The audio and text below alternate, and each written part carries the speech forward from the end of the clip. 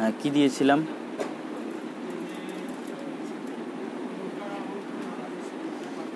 আচ্ছা আচ্ছা, হ্যাঁ, কি খুঁজে পাওয়া গেছে? হুম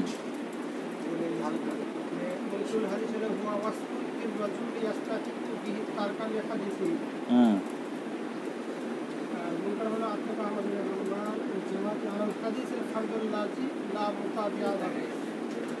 হুম আর আর কেউ কিছু পাওয়া গেছে?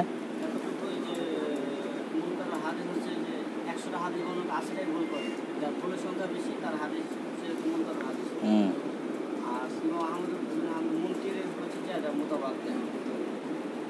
এটা ইমাম আহমদের নিকটে।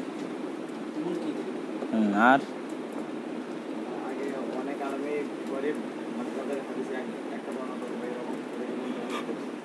মুনকারুল হাদিস বলতেন তাদেরকে, না তাদের হাদিসকে মুনকার বলতেন। মুনকারুল হাদিস আর হাদিসকে মুনকার। হ্যাঁ,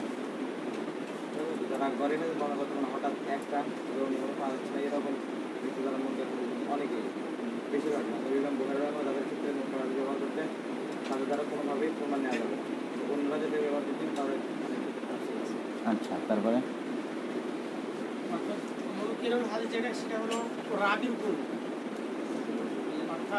ওটা তো রাবিরই গুণ।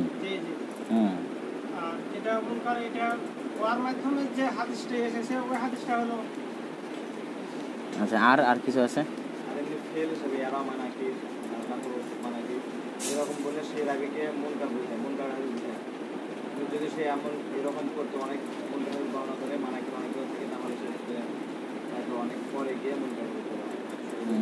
এটা কোথায় থেকে নিয়েছো তুমি এই লাস্টের কথাটা? হ্যাঁ, আচ্ছা, তারপরে আর কেউ? আর কেউ দেখাইনি মনে হয়। হ্যাঁ, ঠিকই আছে। রহু মানাকির, লাহু মানাকির, এগুলোর দ্বারা আবার সব হাদিস বাতিল নয়। ঠিক আছে, দুই একটা হয়তো বা মুনকার হাদিস বর্ণনা করেছে, এই জন্য বলেছে লাহু মানাকির, র মানাকির। তার ক্ষেত্রে দেখতে হবে কি অবস্থা এই হাদিসের ক্ষেত্রে। কিন্তু যখন অধিক হয়ে যায় তখনই ওর নাম হয়ে যায় মুনকারুল হাদিস।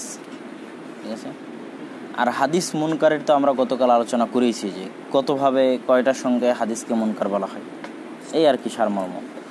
আচ্ছা, এখন ইলালের আলোচনা। আজনাসুল ইলাল ইনদাল হাকিম, এখানে 10টা উদাহরণ দিবে ইলালের। এই 10টাতেই যে সীমাবদ্ধ তা কিন্তু নয়, বরং কোনো সীমা নাই বলা যায়। আর এখানে আর একটা কথা বলে রাখি যে ইলালটা পড়ানোর জন্য আমাদের আলাদা কোর্স করা উচিত।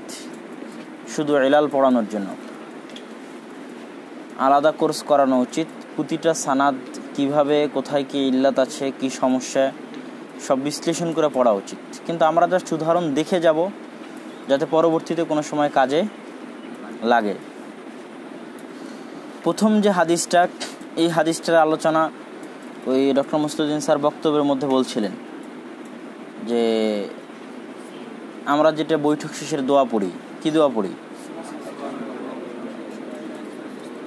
অতুবিলাইক। তো এই দোয়াটা যে সানাদে ইমাম মুসলিম রাহিমাহুল্লাহ ইমাম বুখারীর সামনে বর্ণনা করেছে, ইমাম বুখারী বলতেছে যে এই সানাদটা মা'লুল, ত্রুটিযুক্ত। কি বলছে? এই সানাদটা ত্রুটিযুক্ত। তখন ইমাম মুসলিম রাহিমাহুল্লাহ আশ্চর্য হয়ে গেছে যে এত বিশুদ্ধ সানাদ কিভাবে ত্রুটিযুক্ত হতে পারে, সানাদের সব রাবি সিকা। তো এখানে দাগ টানা আছে, লেখা আছে আবু হুরায়রা মারফুআন, মানে আবু হুরায়রা আনিন নবী সাল্লাল্লাহু আলাইহি ওয়াসাল্লাম। তার নিচে টান দিয়ে লেখা আছে আবি। আচ্ছা, একদম নিচ থেকে শুরু করি। একদম নিচে লেখা আছে যে আত-তারিখুল কাবীর, মানে ইমাম বুখারীর লেখা বই আত-তারিখুল কাবীরে এই সানাদে এই হাদিসটা আসছে। সানাদটা কি? ইবনে জুরাইজ দিয়ে শুরু সানাদ। ইবনে জুরাইজ শুনেছে হাদিস কার নিকট থেকে? মুসা বিন উকবার নিকট থেকে। সে হাদিস কার নিকট থেকে বর্ণনা করতেছে? সুহাইল ইবনে আবি সালেহের নিকট থেকে। সে কার নিকট থেকে বর্ণনা করতেছে? তার পিতা সুহাইলের নিকট থেকে, আবু সালেহ নিকট থেকে। সে হাদিস কার নিকট থেকে বর্ণনা করতেছে? আবু হুরায়রার নিকট থেকে। তারপরে ওই সুহাইল থেকে টান দিয়ে উপরে যে লেখা আছে, এই পারের সানাদও লেখা আছে সুহাইল, আর মাঝখানে লেখা আছে মাখরাজুল হাদিস। মাখরাজুল হাদিস বা মাদারুল হাদিস মানে হচ্ছে যেই জায়গা থেকে হাদিস বের হয়েছে, দুই সনদই কিন্তু সোহাইলের এখানে এসে একত্রিত হয়েছে, হয়নি? এই সনদ ইবনু জুরাইজ মুসা বিন উকবাহে কার নিকটে গেছে? সোহাইল। আর ওই সনদটা যা আমরা যে পাশে যে সনদটা আছে লেখা আছে মারিফাতুল উলুমিল হাদিস, মানে এই সনদে এই হাদিসটা কোথায় আছে? মারিফাতুল উলুমিল হাদিসে আছে। কে বর্ণনা করেছে? মুসা বিন ইসমাইল। সে কার নিকট থেকে? ওহাইবের নিকট থেকে। সে সোহাইলের নিকট থেকে। সে আউন বিন আবদুল্লাহর নিকট থেকে মাওকুফান, মানে আউন বিন আবদুল্লাহর কথা হিসেবে, রাসূলের কথা হিসেবে নয়। কার কথা হিসেবে বর্ণনা করেছে? আউন বিন আবদুল্লাহর কথা হিসেবে বর্ণনা করেছে। কিন্তু দুই সানাদে এক জায়গায় এসে একত্রিত হয়েছে, সেই রাবির নাম কি? সোহাইল। তো যখনই মাখরাজুল হাদিস এক হয়, মাদারুল হাদিস এক হয়, তখনই যে ইখতিলাফ সৃষ্টি হয়, ওই ইখতিলাফের মধ্যে ইল্লাত আছে। যদি মাদারুল হাদিস আর মাখরাজুল হাদিস এক না হতো, তাহলে আমরা হাদিসের মধ্যে ইল্লাত বলতে পারতাম না, বরং আমরা বলতাম এই হাদিসটা দুইভাবে বর্ণিত হয়েছে, দুই সানাদেই বর্ণিত হয়েছে। কিন্তু যখন দেখা গেল মাখরাজুল হাদিস এক, তখন কেন ইখতিলাফ হবে? কথা মনে হয় বোঝা যায়নি। তখনই ইখতিলাফ হওয়াটাই হাদিসের জন্য ইল্লাত। আর যখন মাখরাজুল হাদিস এক নয়, কথার কথা এই হাদিস ইবনে জুরাইজ মুসা বিন উকবা, এখানে সোহাইল বিন আবি সালেহের জায়গায় আমরা আরেকজন ধরে নিই, জোহরির কথার কথা, বা আবু সালামা ধরে নিলাম, আর এই পারের এখানে সোহাইল ধরে নিলাম, তাহলে আমরা কি বলবো? এই দুই হাদিস দুই সানাদে বর্ণিত হয়েছে। তখন একটা আর একটার জন্য সমস্যা সৃষ্টি করবে না। কিন্তু যখন দুই সানাদি এসে কোথায় একত্রিত হচ্ছে? সোহাইল একত্রিত হচ্ছে। রাবি এক হওয়ার পরও, মাখরাজ এক হওয়ার পরও, মাদার এক হওয়ার পরও যখন হাদিসের মধ্যে পার্থক্য দেখা যাচ্ছে, তখন ওইটার নাম কি? ইল্লাত। আরো সমস্যা কি? আরো সমস্যা হচ্ছে যে দুই সানাদেরই রাবি মজবুত। আমরা ইল্লাত মানে বলেছি মজবুত রাবিদের ভুল। ইল্লাত কেন খুঁজে পাওয়া কঠিন? সব রাবি মজবুত থাকে, বাহ্যিক দৃষ্টিতে দুই সানাদি সহিহ, এবং সবাই সবার সমকালীন, এবং সকলের নিকট থেকে সকলের শোনার সম্ভাবনা আছে। তাহলে যদি সকলের নিকট থেকে সকলের শোনার সম্ভাবনা থাকে, সবাই সমকালীন হয়, তাহলে ইমাম মুসলিমের নিকটে সানাদ সংযুক্ত না সংযুক্ত না? সানাদ সংযুক্ত। তাহলে সব দিক থেকে হাদিস সহিহ। এই জন্য ইমাম মুসলিমের নিকটে এটা ধরা পড়েনি। ইমাম বুখারীর সামনে যখন পেশ করা হয়েছে, তখন ইমাম বুখারী বলছে, না, আপনি যে সানাদ বলতেছেন এই সানাদে কি আছে? ত্রুটি আছে। কেন ত্রুটির? এক নাম্বার কারণ হচ্ছে যে সানাদে আপনি হাদিস বর্ণনা করেছেন, এই সানাদে এই হাদিস ছাড়া আমি দ্বিতীয় কোনো হাদিস জানি না। যে সানাদে আপনি হাদিস বর্ণনা করেছেন, এই সানাদে আর দ্বিতীয় কোনো হাদিস আমি ইমাম বুখারী জানি না। তাহলে এটা একটা আশ্চর্যের বিষয়, ধরার বিষয়, যে এত হাদিস, তার মধ্যে এই সানাদে একটা হাদিসই। দুই নাম্বার, আপনার সানাদে সোহাইল বিন আবি সালেহ, মুসা বিন উকবা কার থেকে শুনেছে? সোহাইল বিন আবি সালেহের নিকট থেকে শুনেছে। তো ইমাম বুখারী রাহিমাহুল্লাহ যেটা বলতেছে যে উভয়ই সমকালীন, উভয়ের নিকট থেকে উভয়ের শোনার সম্ভাবনা আছে, কিন্তু শুনেছে কিনা এরকম কোনো প্রমাণ নাই।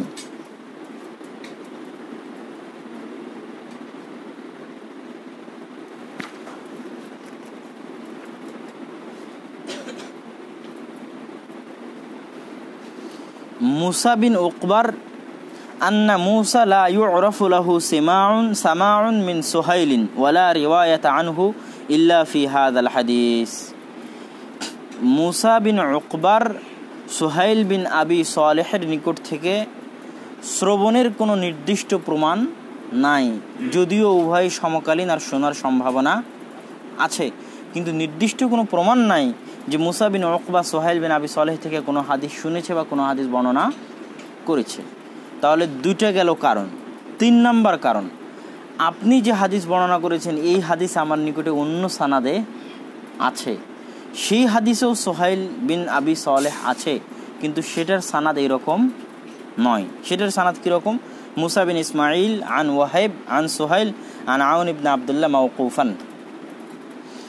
দ্বিতীয়ত, ইবনে জুরাইজ, মুসা বিন উকবা এরা গ্রহণযোগ্য মাকবুল পর্যায়ের রাবি হলেও মুসা বিন ইসমাইল যেই পর্যায়ের মাকবুল, যেই পর্যায়ের গ্রহণযোগ্য, যেই পর্যায়ের মজবুত, এরা সেই পর্যায়ের মজবুত নয়। যেমন ইবনে জুরাইজ কিন্তু তাদলিসের অভিযোগে অভিযুক্ত, ইবনে জুরাইজ। তাহলে এই কয়েকটা কারণে ইমাম বুখারী এই সানাদটাকে, যেটা ইমাম মুসলিম বর্ণনা করলো, সেটাকে কি বলতেছে? মা'লুল। এই সানাদের মধ্যে এমন কোনো ত্রুটি নাই যেটা ধরে আমরা বলতে পারবো ডাইরেক্ট জয়ীফ, এরকম কিন্তু কিছু নাই। কোনো রাবি যে একদম জয়ীফ বা কি সমস্যা, কি কাহিনী, এরকম কিছু নাই। কিন্তু যে সমস্যাটা ধরা পড়েছে ইমাম বুখারীর নিকটে সেটা অনেক সূক্ষ্ম এবং অনেক গভীর, যার কারণগুলো আমরা উল্লেখ করলাম। 1 নম্বর কারণ, এই সানাদে উনি দ্বিতীয় কোনো হাদিস জানেন না। 2 নম্বর কারণ, মুসা বিন উকবার সুহাইল বিন আবি সালেহের সমকালীন এবং শোনার সম্ভাবনা থাকলেও নির্দিষ্টভাবে শ্রবণের কোনো প্রমাণ নাই। 3 নম্বর, এই সানাদি এদের চাইতে মজবুত রাবিরা অন্যভাবে বর্ণনা করেছে, যেটা ইমাম বুখারীর নিকটে আছে। সেটা কি? মুসা বিন ইসমাইল, ওয়াহাইব, সুহাইল, আউন বিন আবদুল্লাহ মাওকুফান, মাওকুফ হিসেবে, মারফুআন নয়। তাহলে এই গেল এই হাদিসের ইল্লাত, যেটা শুরুতে বলা হয়েছিল যে আহাদুহা আন ইয়াকুনা সানাদু যাহিরুহু সিহহা ওয়া ফীহি মান লা ইউরাফু বিস-সামা'i মিম্মান রাওয়া আনহু। যদিও সানাদ এমন ইল্লাত যেই সানাদের বাহ্যিক দৃষ্টিতে সহিহ, কিন্তু ওই সানাদের মধ্যে এমন রাবি আছে যে তার শায়খের নিকট থেকে হাদিস শ্রবণের বিষয়ে প্রসিদ্ধ নয়, যদিও শ্রবণের সম্ভাবনা আছে এবং সমকালীন, কিন্তু শুনেছে কিনা নির্দিষ্টভাবে এরকম কোনো প্রমাণ নাই। এটা গেল একটা। এখন এই সানাদের উপর আমাদের কাজ কি হবে? যে 10টা আসবে, 10টার পিছনে 3জন 4জন করে আলাদা আলাদা হয়ে এই সানাদ একজন নিবে। মনে করো তোমরা 3জন এখানে যারা বসে আছো, তোমরা এই সানাদটা নিলা, নিয়ে এই হাদিস সুবহানাকাল্লাহুম্মা ওয়া বিহামদিকা সার্চ দিবা যত হাদিস গ্রন্থে পাওয়া যায়। তারপরে কোনোটাই বাদ দিবা না। মাকতাবা শামিলের যত হাদিস গ্রন্থ আছে, ইলাল, তাখরিজ, তারপরে সুনান, আল কুতুবুল আলবানী, যত হাদিস গ্রন্থের বই আছে সবগুলোতে মাজমু' কুল্লুহা বলে সার্চ দিয়ে, নেটেও সার্চ দিয়ে এই সানাদের কতটা সানাদ পাওয়া যাচ্ছে, সবগুলোর কি অবস্থা, ঠিক যেভাবে এখানে আঁকানো আছে এইভাবে পারলে খাতায় আঁকাবা, যতগুলো সানাদ হচ্ছে কোথায় কিভাবে আছে, আর পারলে কম্পিউটারে আঁকাবা, আঁকায় কালকে নিয়ে আসবা। এইভাবে সবাইকে আমরা 10টাই দিব। তারপরে 2 নম্বরটা দেখি। 2 নম্বরে বলতেছে আন ইয়াকুন আল হাদিস মুরসালান মিন ওয়াজহিন রাওয়াহু সিকাত আল হুফাজ ওয়া ইউসনাদু মিন ওয়াজহিন যাহিরুহু সিহহা। একটা হাদিস এক সানাদে মুরসালান বর্ণিত হয়েছে আর আরেক সানাদে মাউসুলান মারফুআন বর্ণিত হয়েছে।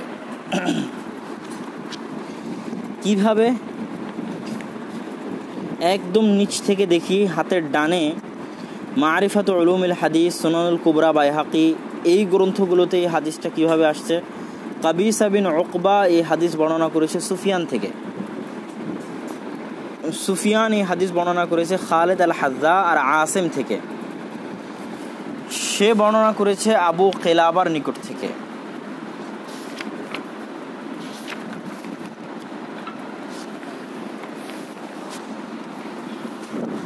আবু কিলাবা এই হাদিসটা বর্ণনা করেছে আনাস রাদিয়াল্লাহু তাআলা আনহুর নিকট থেকে মারফুআন। কিভাবে? আল হাদিস বিতুলিহি, হাদিসটার যে প্রসিদ্ধ রূপ আমাদের মাঝে পরিচিত আছে সেটা পুরোটাই কি, সে বাক্যটা আরহাম উম্মতি আবু বকর ওয়া আশাদ্দুহুম ফি দীনিল্লাহি উমর। তারপর আরও সামনে আছে ইন্না লিকুল্লি উম্মাতিন আমিনান ওয়া আন্না আমিন উম্মতি আবু উবাইদা ইবনুল জাররাহ। এরকম পুরো যে হাদিসটা প্রায় 4-5 লাইনের, এই পুরো হাদিসটাই সানাদে বর্ণিত। আল হাদিস বিতুলিহি মানে পুরো লম্বা হাদিসটা এইভাবে বর্ণিত। তারপরে খতিব বাগদাদির আল ফাসলু লিল ওয়াসল এই গ্রন্থে হাদিসটা কিভাবে আসছে, ইসমাইল বিন উলাইয়া বর্ণনা করেছে খালিদ আল হাজ্জা থেকে, আবু কিলাবা থেকে মুরসালান, পুরো লম্বা হাদিস মুরসালান বর্ণনা করেছে। আর আগেরটা কি ছিল? মাউসুলান মারফুআন, তাবির কথা নয়। আবু কিলাবা মুরসালান মানে আবু কিলাবা তাবি, ডাইরেক্ট বলছে রাসূল সাল্লাল্লাহু আলাইহি ওয়াসাল্লাম বলেছে। আর আগের সানাদটা হাতের ডানে আবু কিলাবা আনাস থেকে, আর আনাস রাসূল সাল্লাল্লাহু আলাইহি ওয়াসাল্লাম থেকে, মাউসুলান। পুরো লম্বা হাদিসটা। আর ইসমাইল বিন উলাইয়া যখন খালেদ আল হাজ্জা থেকে বর্ণনা করতেছে তখন এটা কি বর্ণনা করেছে? মুরসালান বর্ণনা করেছে। তারপরে এই হাদিসটা সহি বুখারীতে আছে, সহি মুসলিমে আছে। নিচে দেখেন খা 4382, মানে সহি বুখারী 4382 নম্বর হাদিস। মিম মুসলিম মানে 6252 নম্বর হাদিস মুসলিমের। আবার খা মানে সহি বুখারী 3744। খা একবার 4382-তে আনেছে শুবা থেকে, শুবা ইবনুল হাজ্জাজ আল ওয়াসিতি থেকে। আর খাতে বুখারীতে 3744-এ আছে আব্দুল্লাহ আলা থেকে। হাদিস তাকরার হলো ইমাম বুখারী সানাদ আলাদা করবে, হাদিস তাকরার কিন্তু সানাদ আলাদা, একবার শুবা থেকে আর একবার আব্দুল্লাহ আলা থেকে। আর ইমাম মুসলিম নিয়ে আসছে কার নিকট থেকে? ইবনে উলাইয়ার নিকট থেকে। এই ইবনে উলাইয়াটাই হচ্ছে আমাদের ইল্লাত ধরতে পারার জায়গা। এই হাদিসের মধ্যে যে ইল্লাত আছে সেটা ধরতে পারার জায়গা কি? ইবনে উলাইয়া। খালেদ আল হাজ্জাও কিন্তু পার্থক্যটা যে করতে পারবো এখন সেটা ইবনে উলাইয়ার মাধ্যমে। আচ্ছা, তিনজনই হাদিসটা বর্ণনা করতেছে খালেদ আল হাজ্জা থেকে, সে আবু কিলাবা থেকে, আবু কিলাবা আনাস থেকে মারফুআন। কিন্তু হাদিসটা কি আল হাদিস ও মুখতাসারান, পুরো লম্বা হাদিস নাই, শুধু একটা বাক্য আছে, ইন্না লিকুল্লি উম্মাতিন আমিনান ওয়া ইন্না আমিনান আইয়াতুহাল উম্মাহ আবু উবাইদা ইবনুল জাররাহ। এই উম্মতের আমিনকে আবু উবাইদা ইবনুল জাররাহ, শুধু এতটুকু বাক্য মারফুআন বর্ণিত, পুরো লম্বা হাদিস নয়। ওই যে আগের বাক্যগুলো আরহাম উম্মতি আবু বকর ওয়া আশাদ্দুহুম ফি দীনিল্লাহি ওমর, এগুলো একটাও নাই। কথা কি এ পর্যন্ত বোঝা গেছে? এখন ইল্লাত ধরার জায়গা দেখেন, মোটা কালি দেওয়া আছে খালেদ আল হাজ্জার উপর, আবার মোটা কালি দেওয়া আছে পরের সানাদে খালেদ আল হাজ্জার উপর, আবার মোটা কালি দেওয়া আছে খালেদ আল হাজ্জার উপর। মানে মাখরাজুল হাদিস বা মাদারুল হাদিস এক। তাহলে পার্থক্য হবে কেন? মানে হাদিসে ইল্লাত আছে, মানে হাদিসে কোনো সমস্যা আছে, এই জন্য মাখরাজ এক হওয়ার পরে এত পার্থক্য দেখা যাচ্ছে। সমস্যাটা কি? সমস্যাটা হচ্ছে যে ইসমাইল বিন উলাইয়া মুরসালানও বর্ণনা করেছে, ইসমাইল বিন উলাইয়া মাউসুলান মারফুআনও বর্ণনা করেছে। আমি যে বলেছি ইল্লাত ধরতে পারার জায়গা কে? ইবনে উলাইয়া। মাঝখানের সানাদে ইসমাইল বিন উলাইয়া খালেদ আল হাজ্জা থেকে মুরসালান বর্ণনা করেনি? করেছে। তারপরের সানাদে ইবনে উলাইয়া খালেদ আল হাজ্জা থেকে মারফুআন বর্ণনা করেনি? করেছে। তাহলে একই রাবি ইসমাইল বিন উলাইয়া আর আশেপাশে যারা আছে, এই যে তোমার কি ওর নাম, খালেদ আল হাজ্জা থেকে যারা বর্ণনা করেছে তাদের মধ্যে কাবিসা বিন উকবাহ, মানে দোষ সুফিয়ান সাউরির দিতে চাচ্ছে না। খালেদ আল হাজ্জা থেকে সুফিয়ান বর্ণনা করেছে, সুফিয়ান থেকে কে বর্ণনা করেছে? কাবিসা বিন উকবাহ। এখানে ইল্লাত ধরার আরেকটা নিয়ম হচ্ছে যে তোনাতুল ইল্লাহ বিআযআফি রাবিন ফিল ইসনাদ। নিচের লাইনে লেখা আছে একদম শেষে, আল ইল্লাতু আল কায়দা আল ইল্লাতু তোনাতু বিআযআফি রাবিন ফিল ইসনাদ। ইল্লাত যদি হাদিসের মধ্যে পাওয়া যায় তো সেই ইল্লাতটার দোষ কাকে দেওয়া হয়? সবচেয়ে দুর্বল রাবিকে। ওই হাদিসের মধ্যে যদি কোনো দুর্বল রাবি থাকে তো ইল্লাতের দোষটা কার উপর চাপানো হয়? দুর্বল রাবির উপর। এই যে সানাদের মধ্যে রিওয়ায়াতের মধ্যে বর্ণনার সমস্যা সৃষ্টি হলো, তো দোষ কি আমরা সুফিয়ান সাউরিকে দিব? সুফিয়ান সাউরিকে দোষ দিচ্ছে না, দোষ কাকে দিচ্ছি? সুফিয়ান সাউরি থেকে বর্ণনাকারী কাবিসা বিন উকবাকে দিচ্ছি, যে সদুকুন রুব্বামা খালাফ, মজবুত রাবি, সঠিক রাবি, সত্যবাদী রাবি, কিন্তু মাঝে মাঝে কি করে? ভুল করে। যেমন এটা একটা তার ভুল। এই ভুলটা ধরেই মুহাদ্দিসরা তার উপর কি হুকুম লাগিয়েছে? রুব্বামা খালাফ। তো এই ভুলটা কিন্তু কেউ বলবে না যে এটা সুফিয়ান সাউরির ভুল, এটা বলা হয় না। এটা ইল্লাত ধরার মুহাদ্দিসের নিয়ম। হাদিসের মধ্যে ইল্লাত খুঁজে পাওয়া গেলে ভুলের দোষটা কার উপর চাপানো হয়? সানাদের মধ্যে যে অন্যদের তুলনায় দুর্বল রাবি, সেও কিন্তু গ্রহণযোগ্য রাবি। এই পর্যায়ে রাবির হাদিস হাসান হয়। কাবিসা বিন উকবা যারা এই পর্যায়ে রাবির হাদিস কি হয়? হাসান হয়। কিন্তু সুফিয়ান সাউরির চেয়ে তুলনামূলক দুর্বল। এই জন্য দোষটা আমরা কাকে দিলাম? ভুল কে করেছে? সে করেছে। আল্লাহ ভালো জানে কে ভুল করেছে, কিন্তু এটা ইল্লাত ধরার নিয়ম। ওই যে নিচে কায়দা লেখা আছে, আল ইল্লাতু তুনাতু বিআযআফি রাবিন ফিল ইসনাদ। আচ্ছা, এবার কথা হচ্ছে যে দোষটা আমরা কি করে ধরলাম? ইসমাইল বিন উলাইয়া নিজে একবার মুরসালান বর্ণনা করেছে, আর একবার মারফুআন মাউসুলান বর্ণনা করেছে। তাহলে বোঝা গেল এই হাদিসটা আবু কিলাবা যখন মুরসালান বর্ণনা করেছে তখন পুরো হাদিসটা বর্ণনা করেছে, আর যখন মাউসুলান বর্ণনা করেছে তখন রাসূল থেকে শুধু একটা বাক্যই বর্ণনা করেছে মাউসুলানে। আবু কিলাবা যখন মুরসালান বর্ণনা করেছে তখন কি বর্ণনা করেছে? পুরো হাদিসটা বর্ণনা করেছে। আর যখন মাউসুলান হয়ে আনাস হয়ে মারফুআন মাউসুলান হয়ে যখন বর্ণনা করেছে তখন শুধু রাসূল থেকে কি বর্ণনা করেছে? একটা বাক্য বর্ণনা করেছে। কিন্তু কাবিসা আর এই পার্থক্যটা ধরে রাখতে পারেনি, এই সূক্ষ্ম পার্থক্যটা আর কি করতে পারেনি, ধরে রাখতে পারেনি। মুরসালান আর মাওকুফান, মুরসালান আর মাউসুলান এক করে দিয়েছে। সে আর এটা ধরে রাখতে পারেনি যে আবু কেলাবা যখন মুরসাল বর্ণনা করে তখন পূর্ণ হাদিস, আর যখন মাউসুলান মারফুআন বর্ণনা করে তখন শুধু একটা বাক্য। এই পার্থক্যটা ধরে রাখতে পারেনি। যেহেতু হাদিসের রাবি আবু কেলাবাই, মুরসালও আবু কেলাবা বর্ণনা করে, মাউসুলান আবু কেলাবা, তখন দুটো মিলিয়ে দিয়েছে। দুটো মিলিয়ে দিয়ে দুটোকেই মাউসুলান হিসেবে চালিয়ে দিয়েছে। এই প্রথম সানাদ যেটা, এটাই হলো হাদিসের ইল্লাত। এই ইল্লাত ইমাম বুখারী ইমাম মুসলিম ধরতে পেরেছে দেখেই মাউসুলান বর্ণনা করেছে, কিন্তু পুরো হাদিস বর্ণনা করেনি। খা মিম খা এই হাদিসও বুখারী মুসলিমে আছে, কিন্তু পূর্ণ হাদিস নাই। কেননা তারা এই ইল্লাত কি করেছিল, ধরতে পেরেছিল। তারাই ধরেছে এই ইল্লাত, যে হাদিস যদি আমরা পূর্ণ বর্ণনা করি তাহলে এটা ইল্লাত আছে। পূর্ণ তো মুরসালান, পূর্ণ যখন বর্ণনা করে আবু কেলাবা তখন কি হয়, মুরসালান। দলিল ইসমাইল বিন উলাইয়ার মতো একজন মজবুত রাবি, অনেক বড় পর্যায়ের মজবুত রাবি, সে একাই একটা হাদিস দুইভাবে বর্ণনা করতেছে, মানে সে ভালোভাবে মুখস্থ করেছে। মানে সে কি করেছে, ভালোভাবে মুখস্থ করেছে। কথা কি বোঝা গেছে শাহিন? আচ্ছা, 3 নাম্বার, এটাও একদল ছাত্র ভাইরা নিবে, ঠিক আছে? এই দিক থেকে শুরু হয়েছে, এখান থেকে আর পিছনে যারা তোমরা 3 জন বসে আছো তোমরা নিবা। এই হাদিস সার্চ দিয়ে আরও কোনো সানাদে পাওয়া যায় কিনা, কাবিসা বিন উকবার উপর হুকুম কি, সুফিয়ানের উপর হুকুম কি, খালেদ আল হাজ্জার উপর হুকুম কি, আবু কেলাবা কে, ইসমাইল বিন উলাইয়া কে, তার উপর হুকুম কি, শুবা কে, তার উপর হুকুম কি, ইবনে উলাইয়া কে, তার উপর হুকুম কি, আব্দুল আলা কে, তার উপর হুকুম কি, কোন সানাদে কিভাবে আসছে, আরও সানাদ বৃদ্ধি আছে কিনা, এর উপর সাজায় খাতায় লিখে নিয়ে আসতে হবে। ঠিক এইভাবে দাগ দাগ টানে, আর যেভাবে পাশে হুকুম লাগানো আছে এরকম পাশে কাবিসা বিন উকবা থেকে দাগ টানে পাশে হুকুম লেখা আছে। আমি বলি না যে এক জায়গায় জমা করার পর যা যা পার্থক্য আছে সব নোট করতে হবে, মার্ক করতে হবে। এইভাবে আলাদা কালি দিয়ে, লাল কালি দিয়ে, নীল কালি দিয়ে তার পাশে কি করতে হবে, মার্ক করতে হবে। এই যে কোথায় মারফুয়ান, কোথায় মুরসালান, কোথায় হাদিস পূর্ণ আছে, কোথায় হাদিসে কি পার্থক্য আছে, কোন রাবির কি অবস্থা, তারপরে সব লাস্টে কোন বই আসছে। আর সাজানোর সময় এটা যেন ভুল না হয়,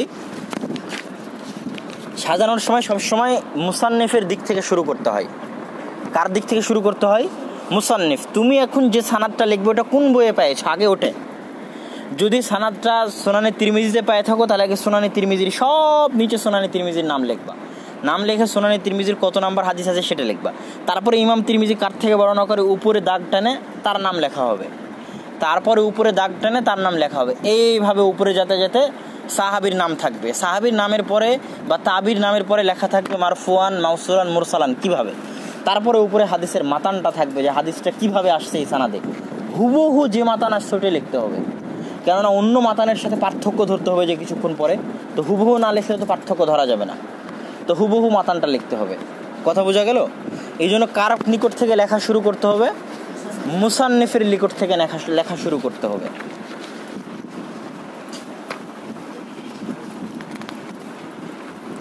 তিন নাম্বার,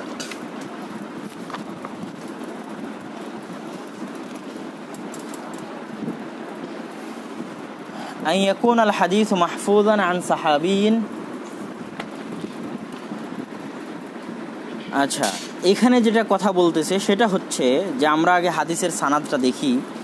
হাদিসের সানাদটাতে হাদিস বর্ণনা একদম নিচ থেকে দেখি।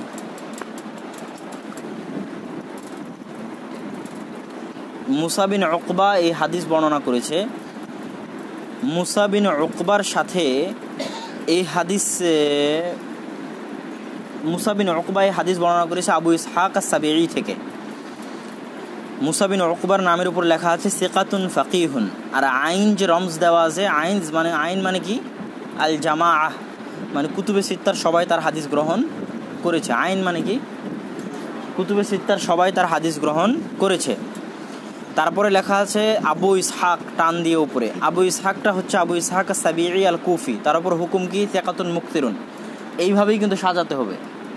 যাদেরকে কাজ দিচ্ছি তারা কি করবে, এইভাবেই কাজ করবে।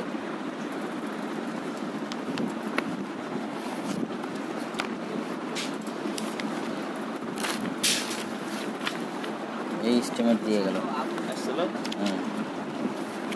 হ্যাঁ,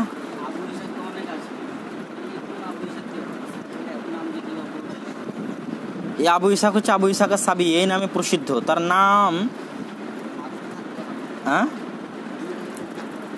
যদি শুধু আবু ইসাক বলা হয় তো আবু ইসাক সাবিঈ উদ্দেশ্য হয়, ঠিক আছে। আবু ইসাক সাবিঈ অনেক প্রসিদ্ধ রাবি এবং হাদিসের মধ্যে আবু ইসাক সাবিঈ নামে আসে। নাম সম্ভবত আমর, একজন সার্চ দাও, যে কোনো একজন আবু ইসাক সাবিঈ লেখে সার্চ দিন গুগলে। আচ্ছা, আমর সম্ভবত, আমার যতদূর ধারণা তার নাম। আবু ইসহাক সাবিঈ এই হাদিস বর্ণনা করেছে কার নিকট থেকে? আবু বুরদা। আবু বুরদা এই হাদিস বর্ণনা করেছে তার পিতা আবু মুসা আল আশআরী, মানে আবু বুরদা কার ছেলে? আবু মুসা আল আশআরীর ছেলে। কিভাবে বর্ণনা করেছে? মারফুআন বর্ণনা করেছে। প্রত্যেক রাবির পাশে কিন্তু তার নাম লেখা আছে, দেখে তার হুকুম লাগানো আছে, আর তার হাদিস কে কে গ্রহণ করেছে সেটা রমজ আকারে লেখা আছে। এইভাবেই কিন্তু হাদিসের সানাদ জমা করতে হবে, না হলে পার্থক্য ধরতে পারা যাবে না, তুলনা করতে পারা যাবে না যে কে কোন পর্যায়ের রাবি। এই হাদিসটাই হাম্মাদ বিন জায়েদ যখন বর্ণনা করেছে তখন সে কার নিকট থেকে বর্ণনা করেছে? সাবিত আল বুনানির নিকট থেকে বর্ণনা করেছে। সাবিত আল বুনানি এই হাদিসটা বর্ণনা করেছে আবু বুরদার নিকট থেকে। আবু বুরদা এই হাদিসটা বর্ণনা করেছে আল আগার আল মুজানির নিকট থেকে মারফুআন। কথা বোঝা গেছে? তাহলে প্রথম সানাদে বর্ণনা করেছে আবু বুরদা আবু মুসা আল আশআরীর নিকট থেকে, দ্বিতীয় সানাদে বর্ণনা করেছে কার নিকট থেকে? আল আগার আল মুজানির নিকট থেকে। সমস্যা কি? মাখরাজুল হাদিস মাদারুল হাদিস একটাই, সব সানাদ গিয়ে কোথায় মিলেছে? আবু বুরদায় মিলেছে।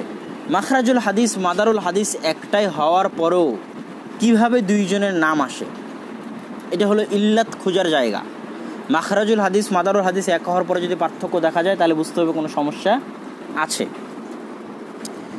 এখন এখানে একটা প্রশ্ন জাগে যে সে তো দুইজনের নিকট থেকে শুনে থাকতে পারে, আল আগার আল মুজানির নিকট থেকেও শুনে থাকতে পারে, এই কি ওর নাম, তার পিতার নিকট থেকেও শুনে থাকতে পারে। তো এটার যেটা কাহিনী সেটা হচ্ছে যে কারায়েন দেখে এটা বিবেচনা করতে হয়। অনেক কারায়েন থাকে, যখন আমরা এখন যে বিশ্লেষণ করব এটার মধ্যেও কিছু কিছু কারায়েন ধরা পড়বে। যেমন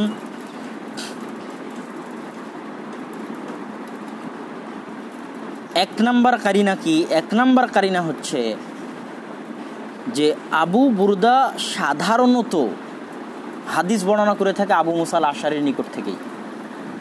তার অধিকাংশ হাদিস কার নিকট থেকে বর্ণনা করে থাকে? আবু মুসা আল আশআরীর নিকট থেকে বর্ণনা করে থাকে। তো এটা হলো ভুল করার জায়গা, যে যখনই কোনো রাবি অধিকাংশ সময়ে একজনের নিকট থেকে বর্ণনা করে তখন কোনো দুর্বল রাবি বা কোনো একটু কম মজবুত রাবি তার সব হাদিসই ওই সানাদে বলে দেয়। যেমন আমরা বলি মালিক আন নাফে আন ইবনে ওমর, এই হাদিসে প্রচুর, এই সানাদে প্রচুর হাদিস আছে। তো মালিকের একজন দুর্বল ছাত্র ইমাম মালিক একটা হাদিস অন্য সানাদে বর্ণনা করেছে, কথা বুঝিনি? মালিক আন নাফে ইবনে ওমর নয়, আরেক সাহাবি। কিন্তু এই দুর্বল ইয়ার এটা মনে রাখতে পারেনি, তখন কি করে? মালিক আন নাফে আন ইবনে ওমর, যেহেতু ওই সানাদি বেশিবার বলে, বেশি বলে থাকে, তখন ওই সানাদি বর্ণনা করে দেয়। তাহলে এটা হলো ভুল করার জায়গা। তো আবু বুরদা আবু মুসা আল আশআরী থেকে সাধারণত বর্ণনা করে থাকে। সুতরাং নিচের রাবিদের অবস্থা কি? তাদের মধ্যে কারো ভুল করার কোনো সম্ভাবনা আছে কি না? থাকলে সে ভুল করে এই সানাদটা সাধারণত যেভাবে বর্ণনা করে সেভাবে বর্ণনা করে দিয়েছে। দুই নাম্বার কাহিনী হচ্ছে যে এই হাদিসের বর্ণনাকারী যারা আছে, হ্যাঁ, ইব্রাহিম ইবনে ইউসুফ নিয়ে আসেন দেখি।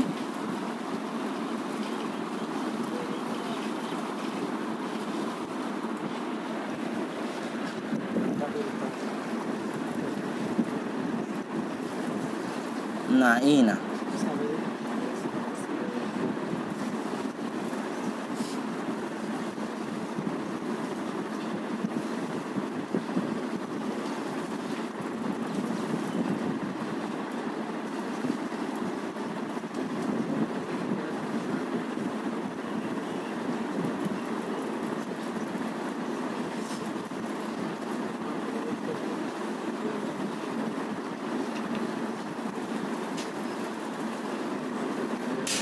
নেটে সার্চ দেন।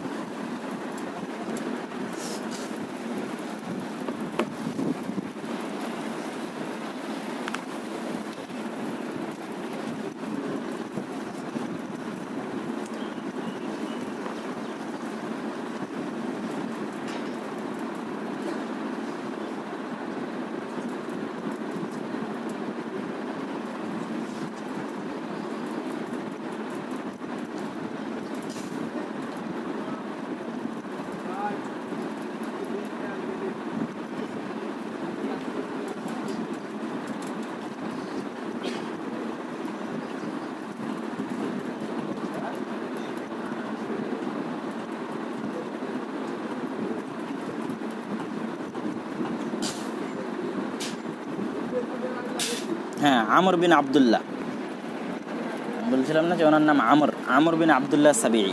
গুগলে সার্চ দিলে সবার আগে আসবে তার নাম। আবু ইসহাক সাবিঈ লিখে সার্চ দেন, সবার আগে আসবে তার নাম।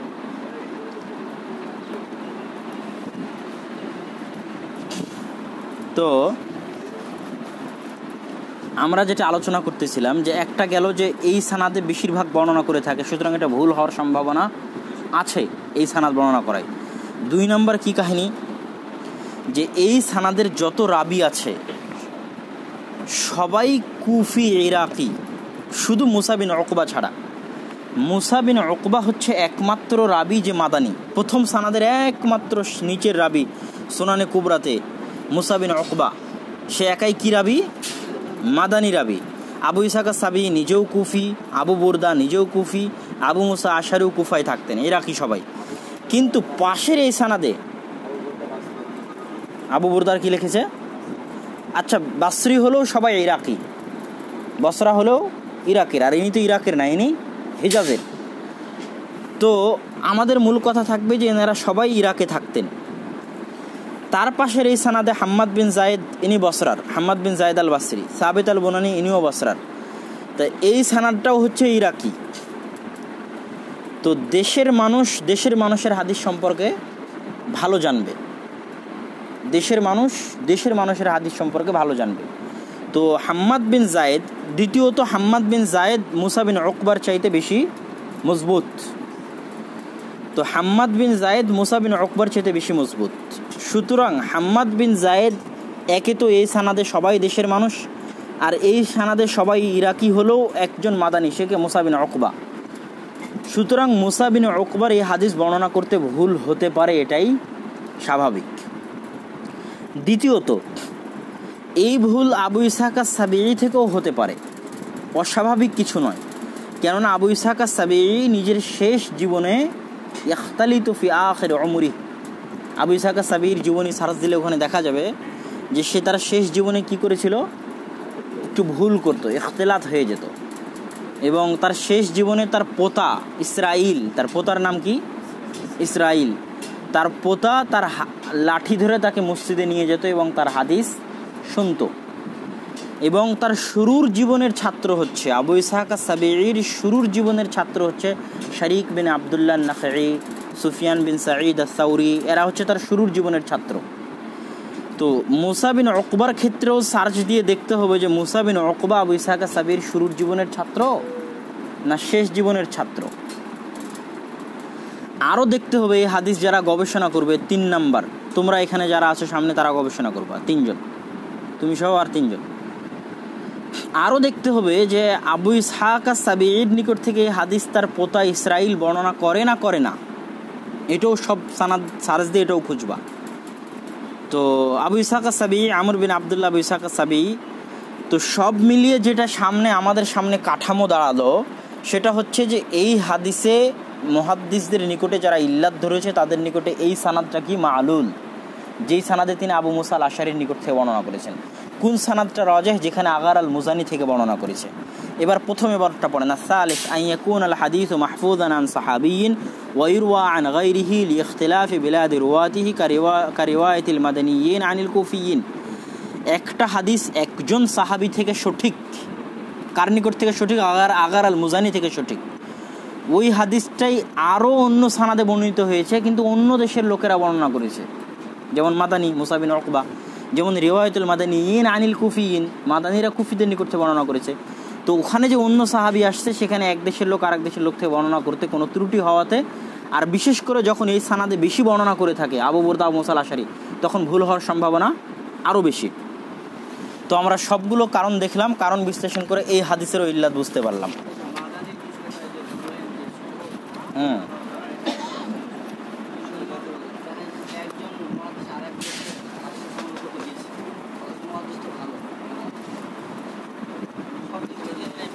তো আমরা কি শুধু এই একটা কারণই ধরলাম?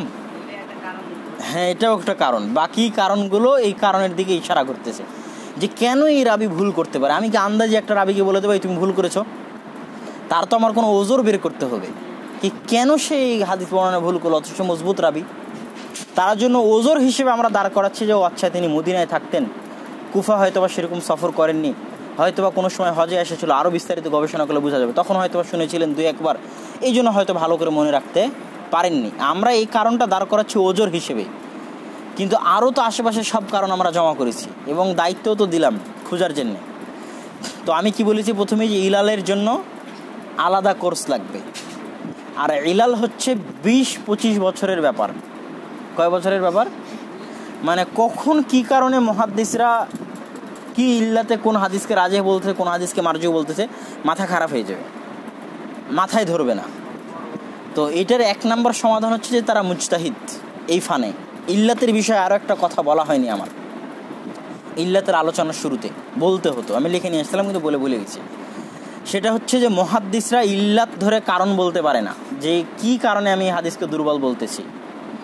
যেমন ওই যে স্বর্ণকার, তার নিকটে নিয়ে গেলে যদি বলা হয় এটা নকল স্বর্ণ, এটা আসল স্বর্ণ, সে নিয়ে গেলেই কিন্তু ধরতে পারে যে এটা নকল, এটা আসল। কিন্তু কি করে ধরতে পারলো এটা কিন্তু আর আমাকে বুঝাতে পারবে না। হাতে নিয়ে ধরে নিল, আরে না এটা তো নকল, এটা তো আসল। ওর যে একটা অভিজ্ঞতা 20-25 বছরের, এই 20-25 বছরের অভিজ্ঞতা দিয়ে সে বলে দিবে যে এটা এই কাহিনী। যেমন রাসূল সাল্লাল্লাহু আলাইহি ওয়াসাল্লামের পা দেখলো আর ওই পা দেখলো, রাসূল সাল্লাল্লাহু আলাইহি ওয়াসাল্লামের পালক পুত্রের পা দেখলো, পা দেখে বললো যে না এই তো এর ছেলে নয়। তো ওনাকে ওই চোখে যদি বলা হয় তুমি কি করে বুঝলা, ওই কিন্তু কোনো কারণ ধরে দিতে পারবেন, এটার অভিজ্ঞতা। এক পায়ে যদি মানুষ পায়ের হাঁটা চলে যায়, তো পায়ের চিত্র দেখে বলে দিবে যে এটা অমুকের পায়ের ছাপ। কি করে বুঝলো সেটা উনি বলে বুঝাতে পারবে না, কিন্তু এটা আর কি অভিজ্ঞতা। চেহারা দেখলে বুঝতে পারবে সত্য বলতেছে না মিথ্যা বলতেছে, এটা তার কি ভিতরের অভিজ্ঞতা, ক্ষমতা, ফারাসাত। কিন্তু কারণ বলে বুঝাতে পারবে না যে আমি কি করে বুঝলাম যে সত্য বলতেছে না মিথ্যা বলছে, আমাকে ধোকা দিচ্ছে না। এটা মানুষের ভিতর থেকে আসা শক্তি। তো মুহাদ্দিসরা ইল্লাত ধরে বলতে পারবে না সব সময় যে কি কারণে আমি হাদিসকে মাআলুল বললাম। কথা কি বোঝা গেছে? তো ইল্লাত হলো আল্লাহ প্রদত্ত, ইল্লাত ধরতে পারা হচ্ছে আল্লাহ প্রদত্ত জ্ঞান, ইলহাম। অনেক সময় মুহাদ্দিসদের উপরে ইজতিহাদি বিষয়, এটা নিয়ে অত টানা হেঁচড়া করার কোনো সুযোগ নাই। এখানে তাসলিম করতে হবে যে হ্যাঁ তিনি হাদিসকে মাআলুল বলেছেন, তিনি আমাদের সাথে বেশি জ্ঞানী, হাদিস মাআলুল। আর যদি আমারও ধরার সম্ভাবনা সক্ষম হয় যে হ্যাঁ এই হাদিস কেন মাআলুল, ফালিল্লাহিল হামদ। যদি ধরতে সক্ষম না হয় তাহলে কি করতে হবে? তাসলিম করতে হবে যে তিনি বেশি জ্ঞানী, তিনি হাদিসকে মাআলুল বলেছেন, সুতরাং হাদিস মাআলুল। বুঝা গেছে? এই আলোচনা ইল্লাতের শুরুতে করা লাগতো। আর একজন মুহাদ্দিসকে জিজ্ঞেস করা হলো যে আচ্ছা তোমরা দলিল দাও না, তো তোমাদের ইল্লাত যে ঠিক এটা আমি কী করে বুঝবো? তখনও বলছে তুমি একটা হাদিস আমার কাছে নিয়ে আসো, নিয়ে আসার পর জিজ্ঞেস করো যে হাদিসে কোনো ইল্লাত আছে কিনা। আমি যদি ইল্লাত ধরে দিই, ওই হাদিসই নিয়ে চলে যাও ইমাম বুখারীর কাছে, ওই হাদিসই নিয়ে যাও ইমাম মুসলিমের কাছে, ওই হাদিস নিয়ে যাও আহমদ বিন হাম্বালের কাছে, ওই হাদিসই নিয়ে চলে যাও আলী বিন মাদিনীর কাছে। সবাই যদি বলে এই হাদিসে ইল্লাত আছে এবং যদি ধরতে পারে, তাহলে বুঝবো যে হ্যাঁ সঠিক পথে আছি আমরা। আর যদি দেখো যে না আমাদের মধ্যে ইখতিলাফ হয়েছে, তাহলে বুঝবো যে এটা আমার পক্ষ থেকে ভুল, কিন্তু কোনো কারণ বলতে পারবো না যে কি কারণে ইল্লাত ধরলাম। না মানে এটা সে দলিল দিল। বাস্তবে একটা হাদিস যদি, যেমন এই হাদিস ইমাম মুসলিম ত্রুটি ধরতে পারেনি, কিন্তু এই হাদিস যদি আহমদ বিন হাম্বালের কাছে নিয়ে যাওয়া যেত, তিনিও এই হাদিসের ত্রুটি ধরতে পারতেন। আলী বিন মাদিনীর কাছে নিয়ে যাওয়া হলো, তিনিও এই হাদিসের ত্রুটি ধরতে পারতেন। ইয়াহইয়া বিন সাঈদ আল কাত্তানের নিকট নিয়ে যাওয়া হলো, তিনিও এই হাদিসের ত্রুটি ধরতে পারতেন। তো তারা সবাই ত্রুটি ধরতে পারতেছেন, মানে তাদের কাছে এমন একটা বিদ্যা আছে যেটার বদৌলতে তারা ধরতে পারছেন। মানে বিদ্যার স্বীকৃতি নেওয়ার জন্য এটা প্রমাণ হিসেবে পেশ করতেছে। চাইলে তুমি পরীক্ষা করে দেখো, আমি যে ভুল ধরতেছি সবাই সে ভুল ধরবে। কথা বোঝা গেছে? ইল্লা মাশাআল্লাহ যাদের নিকটে ইল্লাতের বা ইলালের জ্ঞান কম আছে। তারপরে 4 নাম্বার, আইয়াকুনা মাহফুজান আন সাহাবিয়্যিন, একটা হাদিস একজন সাহাবী। আচ্ছা এটা তো 4 নাম্বার, এটা তো পড়েছি আমরা, তাই না? না পড়িনি, না পড়িনি। আইয়াকুনা মাহফুজান আন, হ্যাঁ এটা ইল্লাত ধরতে পারবে না, পারলেও অনেক কম। তবে এখন কেউ চেষ্টা করলে পারতে পারে এখন, কেননা ওই ইবনু হাজার আসকালানি আর আলবানির সময়ে তাদের, ইবনু হাজার আসকালানি বা আলবানি রাহিমাহুল্লাহর স্মৃতিশক্তি তো আর ইমাম বুখারী আর ইমাম মুসলিম আর দারাকুতনিদের স্মৃতিশক্তির মতো ছিল না। ইয়াহইয়া বিন সাঈদ আল কাত্তান, আলী বিন মাদিনী, আহমদ বিন হাম্বাল, ওদের স্মৃতিশক্তির মতো ছিল না। একটি হলেও তো দুর্বল ছিল তাদের স্মৃতিশক্তি। যুগ যত গেছে তত স্মৃতিশক্তি দুর্বল হয়েছে, এটাই প্রমাণ করে। কিন্তু এখন কেন পারবে? এখন ওই যে ধরতে যদি পারে কেউ, কেন এই যেভাবে শিখালাম এইভাবে মাকতাবা শামেলা থেকে জমা করে যত সাইট যত ওয়েবসাইট সব জায়গা থেকে আধা ঘন্টা 1 ঘন্টা, যেটা আহমদ বিন হাম্বালেরা সেকেন্ডে করতো। কথা বলছি না, 10 লক্ষ হাদিস মাথায় আছে, হাদিস সামনে পেছলে সেকেন্ডের মধ্যে বলে দিতে এই হাদিসে ত্রুটি আছে। তো সেটা আমরা কি করতে পারি, 5 থেকে আমি গবেষণা করে দেখেছি এক একটা হাদিস যন্ত্রপাতি সাথে নিয়ে 5 থেকে 6 ঘন্টা সময় লাগে যদি কেউ খুব ভালোভাবে একটা হাদিসের সব সানাদ জমা করতে চায়। তারও বেশি লাগতে পারে, পুরো 1 দিন লেগে যেতে পারে একদম নিশ্চিতভাবে এই হাদিসের সব সানাদ জমা করতে গেলে। তাও নিশ্চিত হতে পারবে না। কেন নিশ্চিত হতে পারবে না? মেশিন অনেক সময় কি করে, ভুল করে। মানে কোথায় ভুল করে আমি সেটা বলি। আপনি সার্চ দিয়েছেন হাদিসের মধ্যে কি, এই যে এই হাদিসটা দেখেন, ইয়াকরাউ ফিল মাগরিবি বিত্তুর, তো বুঝিনি, এইটা লিখে সার্চ দিয়েছেন। এখন আরেক সানাদে কিভাবে আছে, ইয়াকরাউ ফিল মাগরিব সূরাতাত তুর, আর বিত্তুর নাই। তো মেশিন কি আর ধরতে পারবে? মেশিন ধরতে পারবে না, কিন্তু আহমদ বিন হাম্বাল ধরতে পারবে। কথা কি বোঝা গেছে? কেননা আহমদ বিন হাম্বালের মুখস্থ ছিল ওইভাবে। তো এই যে মাতানের ইখতিলাফ, যতই সার্চ দেওয়া যাক নিশ্চিত হওয়া যাবে না যে এই হাদিসের সব সানাদ আমি কি করতে পারিছি, জমা করতে পারিছি, যেটা আহমদ বিন হাম্বাল 1 ক্লিকেই মাথা থেকে নিয়ে আসতে পারবে। কথা বোঝা গেছে? এই জন্য কিছুটা আগানো গেলেও নিশ্চিত তাদের পর্যায়ে কেউ পৌঁছতে পারবে না। কেন, ওই পর্যায়ের স্মৃতিশক্তি আমাদেরও নয়, আর মেশিনও ওইভাবে ইস্তেআব করতে পারবে না। মেশিনকে যেভাবে শেখানো হয়েছে সে সেভাবে কাজ করবে। একটু একটা অক্ষরের এদিক ওদিক ত্রুটি বিচ্যুত হয়ে গেলে ওটা ছুটে যাবে, ওটা আর আসবে না মাকতাবা শামেলায়। তো তারপরের কি আলোচনা ছিল, 4 নাম্বার, আইয়াকুনা মাহফুজান আন সাহাবিয়িন। এই জন্য কোনো হাদিস যদি সব মুহাদ্দিস বলে দুর্বল, একটা হাদিসকে সব মুহাদ্দিস বলেছে দুর্বল, ইত্তাফাকাল মুহাদ্দিসুন আলা তাযঈফি হাযাল হাদিস, আর আমি তাহকিক করতে যাই দেখতেছি যে হাদিসটা সহিহ হতে পারে, তাহলে আমার এই তাহকিকের কোনো গুরুত্ব নাই। যদি তারা ইত্তেফাক করে, আমার তাহকিকের তখনই গুরুত্ব যখন তাদের মধ্যে ইখতিলাফ আছে। কথা বোঝা গেছে? তেমনি কোনো হাদিসকে তারা সহিহ বলাতে ইত্তেফাক করেছে, আর আমি এসে দেখতেছি 1400 বছর পর যে হাদিসে কোনো দুর্বলতা থাকতে পারে, তো আমার এই তাহকিকের কোনো গুরুত্ব নাই যদি তাদের ইত্তেফাক থাকে। তাদের ইখতিলাফ থাকলে আমার তাহকিকের গুঞ্জাইশ সুযোগ আছে। الرابع أن يكون محفوظا عن صحابي فيروى عن تابعي يقع الوهم بالتصريح بما يقتضي صحته بل ولا يكون معروفا من جهته. আচ্ছা, এটাতে আমরা দেখি 4 নাম্বার,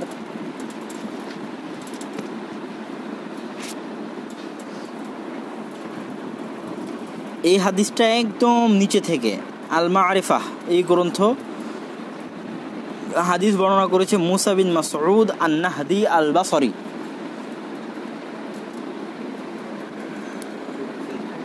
সে বর্ণনা করেছে কার নিকট থেকে, জুহাইর বিন মুহাম্মাদের নিকট থেকে।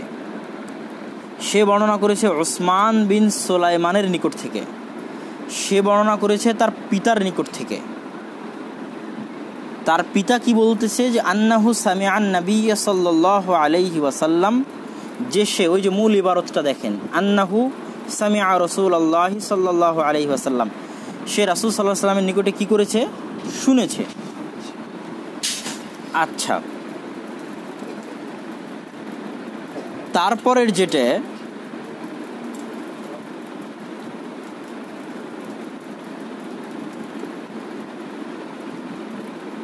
দ্বিতীয় সানাদটা আমরা দেখি। দ্বিতীয় সানাদকে বর্ণনা করেছে আব্দুল্লাহ বিন আবু বকর ইবনে হাজম। সে বর্ণনা করেছে কার নিকট থেকে, উসমান বিন আবি সুলাইমান থেকে। সে বর্ণনা করেছে কার নিকট থেকে, নাফি ইবনে জুবাইর থেকে। সে বর্ণনা করেছে কার নিকট থেকে, জুবাইর ইবনে মুতঈম থেকে। নাফি বিন জুবাইরের পিতা জুবাইর ইবনে মুতঈম, তার নিকট থেকে বর্ণনা করেছে। বুঝা গেছে? আচ্ছা,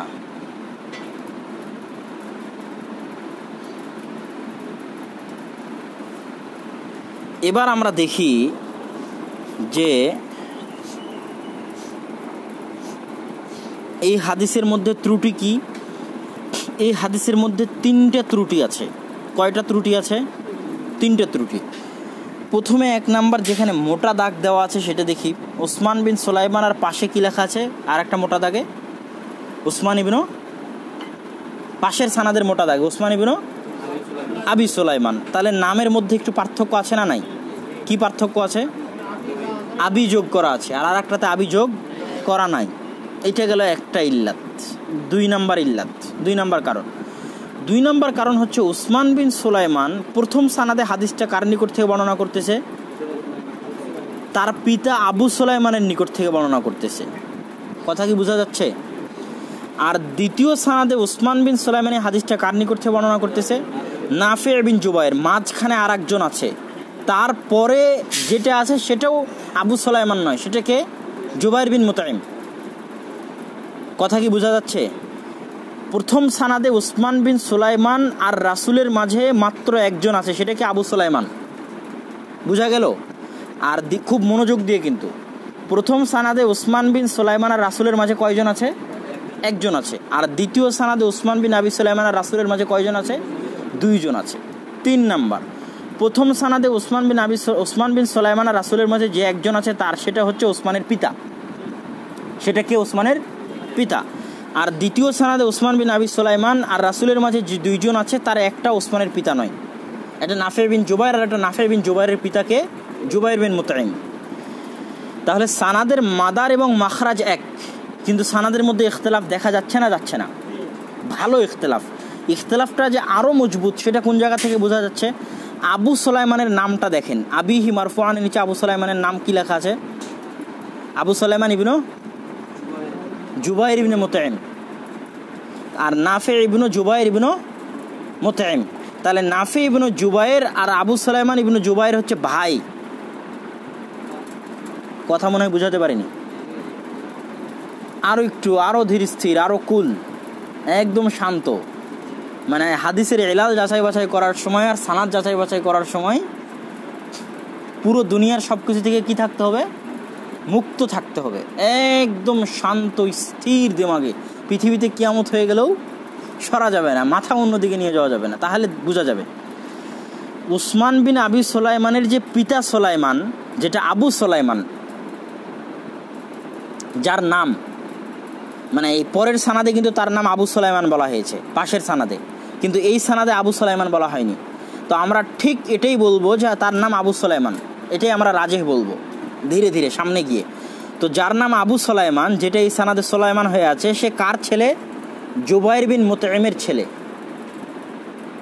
আর জুবায়ের বিন মুতাইম দ্বিতীয় সানাদের কিন্তু সাহাবী, তাই নয় কি?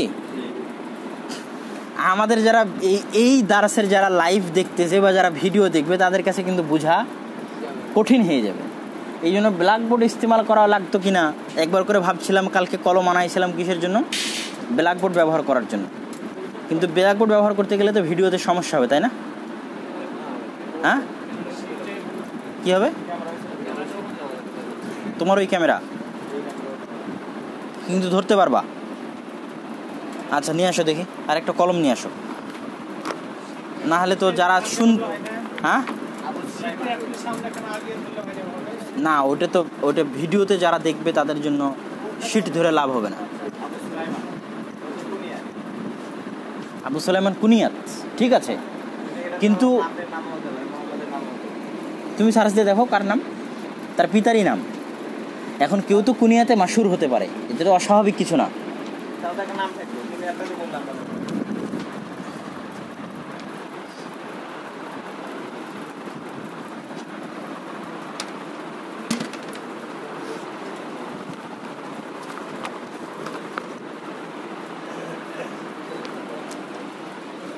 একটা কলম লাগবে, যে কেউ কলম আনেনি তো মনে হয়, কলম আনতে গেছে।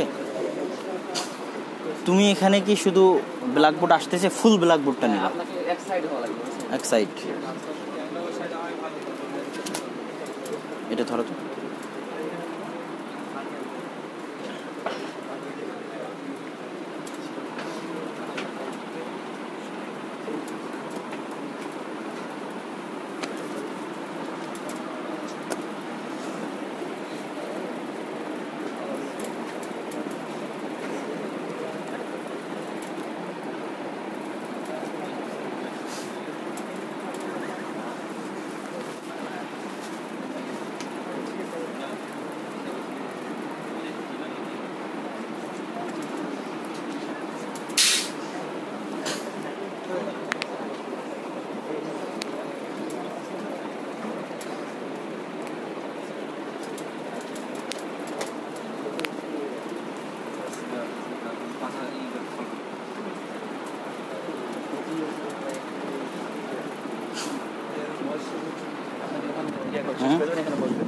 না, এখানেই শেষ করে দেবো আজকে। ওখানে শেষ করে দেবো। তো আমি স্ট্যান্ড এখানে নিতে চাচ্ছি, তারপর নিবা, তারপর মুখটা আসবে। হ্যাঁ ওটা ঠিক আছে।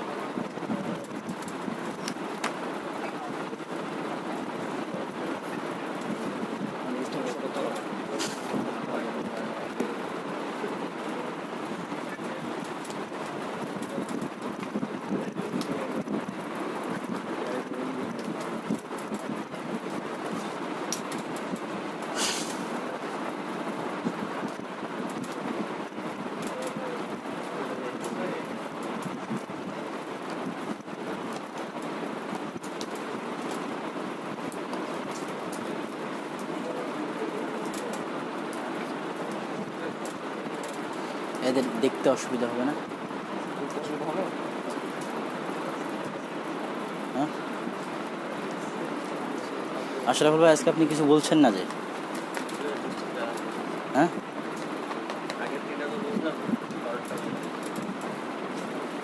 বুঝবেন ইনশাল্লাহ।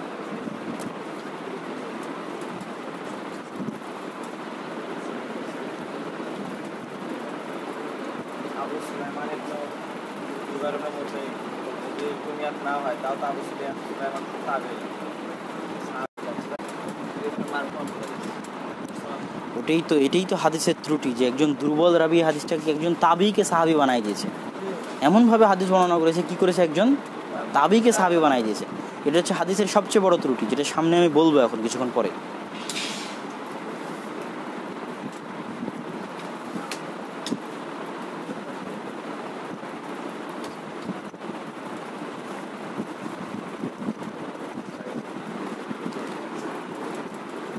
কই কলম আনতে গিয়ে হারিয়ে গেল যে নাকি? কালকের কলমটা এখানে ডয়ারে ছিল না নাকি?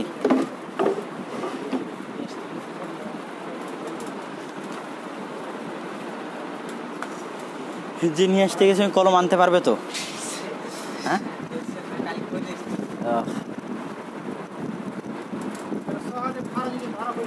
হ্যাঁ,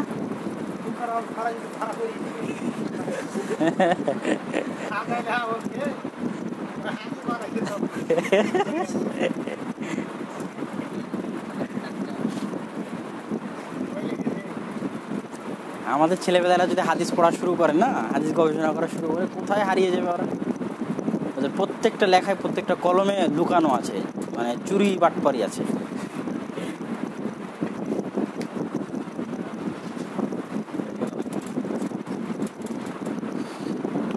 আর যখন কোনোভাবেই কুলায় না, তখন কায়দায় চেঞ্জ করে দেয়, উসুলি পরিবর্তন করে দেয়। এটাই হলো সবচেয়ে বড় মূল হাতিয়ার, এবং সেটা বিপজ্জনক। এবং সেটা নিসবত করবে যে না, প্রমাণ করার চেষ্টা করবে যে কায়দা সালাফ থেকে সাবেত আছে। এই যে মাঝহুল রাবি যদি প্রথম 3 শতাব্দীর হয় তো কোনো সমস্যা নাই হাদিসে, তাহলে তো দুনিয়াতে একটা হাদিসও জয়ীফ হবে না, সব মুরসাল গ্রহণযোগ্য। তো দুনিয়াতে জয়ীফ হাদিস থাকবে কই? ওই তো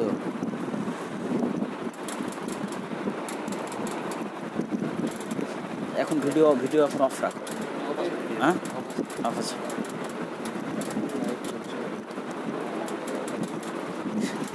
লিখেছে, হ্যাঁ কলম বুঝতেছে, এবার লিখেছে কলম।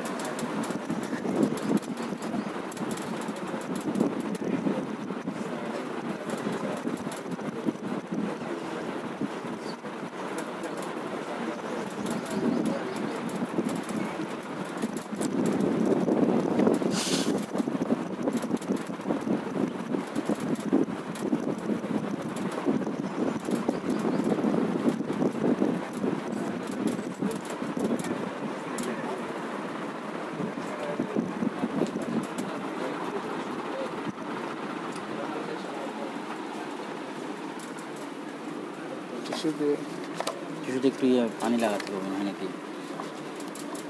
আচ্ছা যাক, এখন মেলা কলম চলে আসছে দেখতেছি, পিছনে লাগে। আচ্ছা ঠিক আছে।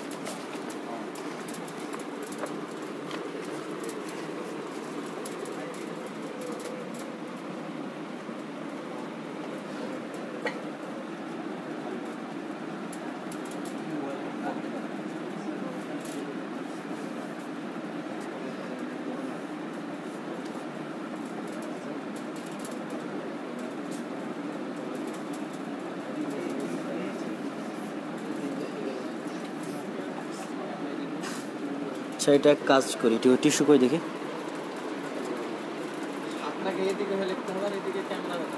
আচ্ছা, আমি লেখার পরে সরে যাবো, সমস্যা নেই, এটা টিস্যু লাগবে।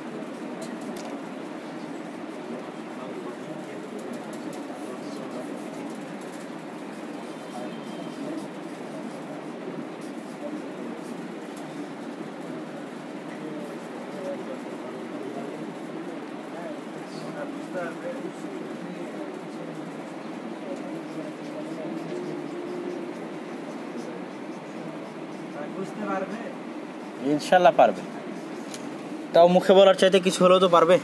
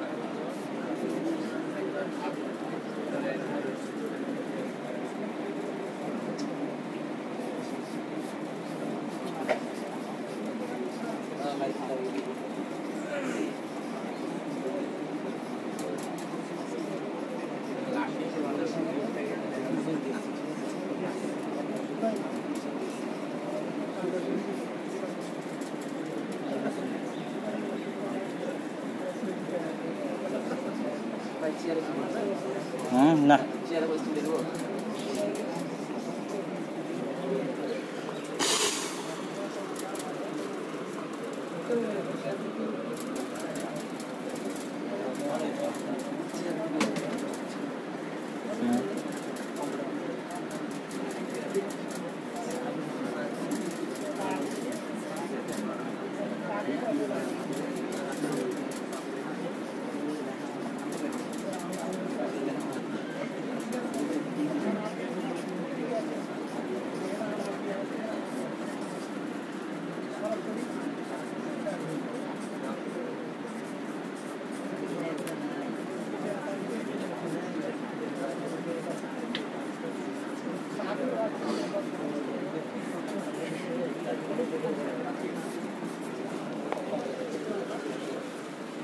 ওই পার থেকে বলবো না, এপার থেকে।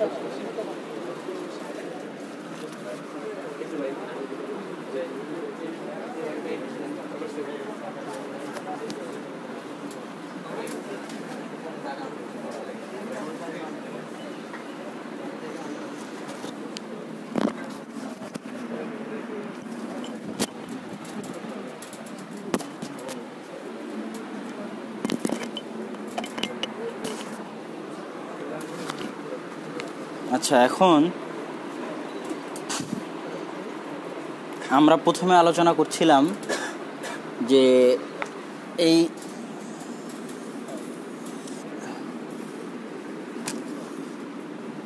এটা হচ্ছে মাদারুল ইসনাদ বা মাখরাজুল ইসনাদ। এই সানাদও গিয়ে এখানে একত্রিত হয়েছে, এই সানাদও গিয়ে এখানে একত্রিত হয়েছে। তোমরা একটু কাছে চলে আসো, আপনারাও কাছে চলে আসেন। কিন্তু দুই সানাদের মধ্যে পার্থক্য কি? দুই সানাদের মধ্যে এক নম্বর পার্থক্য হচ্ছে যে এখানে ওসমান বিন আবি সুলাইমান আবি যুক্ত করা আছে, আর এখানে কিন্তু আবি যুক্ত করা নাই, শুধু ওসমান বিন সুলাইমান আছে। এটা গেল এক নম্বর পার্থক্য। দুই নম্বর পার্থক্য হচ্ছে এই সানাদে ওসমান বিন আবি সুলাইমান হাদিস কার থেকে বর্ণনা করতেছে? আবু সুলাইমান থেকে বর্ণনা করতেছে। আর এই সানাদে উসমান বিন সুলাইমান হাদিস কার থেকে বর্ণনা করতেছে? নাফে বিন জুবাইর থেকে। এই সানাদে উসমান বিন সুলাইমান আর রাসূল সাল্লাল্লাহু আলাইহি ওয়াসাল্লামের মাঝে একজন আছে ওয়াস্তা, পার্থক্য।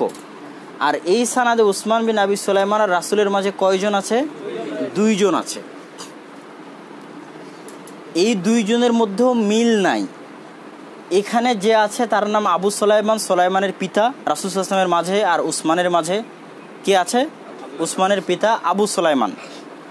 আর এখানে উসমানের মাঝে রাসূলের মাঝে 2 জন আছে, তারা ওই উসমানের পিতা নয়। কে আছে? নাফে বিন জুবাইর আর জুবাইর বিন মুতাইম। আরও একটা কথা, এই আবু সুলাইমান আর এই নাফে বিন জুবাইর আর এই মোহাম্মদ বিন জুবাইর, এরা সবাই কি ভাই? আচ্ছা, এবার আমরা দেখব যে এই হাদিসের যেটা সমস্যা সেটা হচ্ছে সবাই একমত যে উসমানের পিতা আবু সুলাইমান রাসূলের সাহাবী নয়, রাসূলের কি তাবেঈ, সাহাবীর তাবেঈ, সাহাবী নয়। যেটা এখান থেকে স্পষ্ট হচ্ছে যে সানাদের মাঝে কয়জন আছে? 2 জন আছে। আর এই যদি আর ভাই হয়, আবু সুলাইমান যদি নাফে বিন জুবাইরের ভাই হয়, তো নাফে বিন জুবাইর যেমন তাবেঈ সেরকম ও তাবেঈ। আর ইতিহাসে এটাই লেখা আছে যে আবু সুলাইমান কি তাবেঈ, অথচ এই হাদিসে তাকে কি বানিয়ে দেওয়া হয়েছে? সাহাবী বানিয়ে দেওয়া হয়েছে। হাদিসের ইবারত আছে আন্নাহু সামিআ রাসূলুল্লাহ। এটা গেল হাদিসের ত্রুটি ধরার জায়গা। ভুলটা কে করেছে? ভুলটা মুহাদ্দিসদের দাবি অনুযায়ী একদম শেষের যে রাবি আবু হুযায়ফা, এই ভুল করেছে এবং তার মধ্যে দুর্বলতা আছে, এই জন্য তার দিকে নিসবত করা হয়েছে যে সে ভুল করতে পারে। ভুল জুহাইর বিন মুহাম্মাদও করতে পারে, কিন্তু আমরা আগেই কায়দা পড়ে এসেছি কি জাল ইল্লাতু তুনাতু বিআদাফির রাবি, জুহাইর বিন মুহাম্মাদের চাইতে এই দুর্বল। এই জন্য আমরা ভুলটা কার দিকে নিসবত করব? যে সানাদের মধ্যে সবচেয়ে দুর্বল থাকবে তার দিকে নিসবত করব। আচ্ছা, এখন এই সানাদ কেন ঠিক? এই সানাদ ঠিক হওয়ার 1 নম্বর কারণ হচ্ছে এই রাবি তো মজবুত আছেই, তার পাশাপাশি এইখানে এর মোতাবাআতও আছে। মানে এই উসমান বিন আবি সুলাইমানের জায়গাতে ইবনু শিহাব জোহরি আছে। তো ইবনু শিহাব জোহরিও যখন এই হাদিসটা বর্ণনা করেছে, সেও কার নিকট থেকে বর্ণনা করেছে? জুবাইর বিন মুতাইমের নিকট থেকে বর্ণনা করেছে। আর আব্দুল্লাহ যখন উসমান থেকে বর্ণনা করেছে, তখনও জুবাইর বিন মুতাইমের নিকট থেকে বর্ণনা করেছে। তো এই 2 সানাদের কারণে আমরা এটাকে কি দেব? প্রাধান্য দেব। আর সবচেয়ে বড় ত্রুটি এই জায়গায় যে তাবেঈকে কি বানিয়ে দেওয়া হয়েছে? সাহাবী বানিয়ে দেওয়া হয়েছে। এটাই 4 নম্বর ইবারতে বলা আছে, আন ইয়াকুনা মাহফুজান আন সাহাবিয়্যিন ফায়ুরওয়া আন তাবেঈয়্যিন ইয়াকাউল ওয়াহমু বিত-তাসরিহ বিমা ইয়াক্তাদি সিহহাতাহু বাল ওয়ালা ইয়াকুনু মা'রুফান মিন জিহাতিহি। মানে এমনভাবে বর্ণনা করেছে যাতে একজন তাবির ক্ষেত্রে এই ভুল ধারণা সৃষ্টি হবে যে সে কি? সে সাহাবী। এবার আমরা 5 নম্বর ইল্লত দেখি।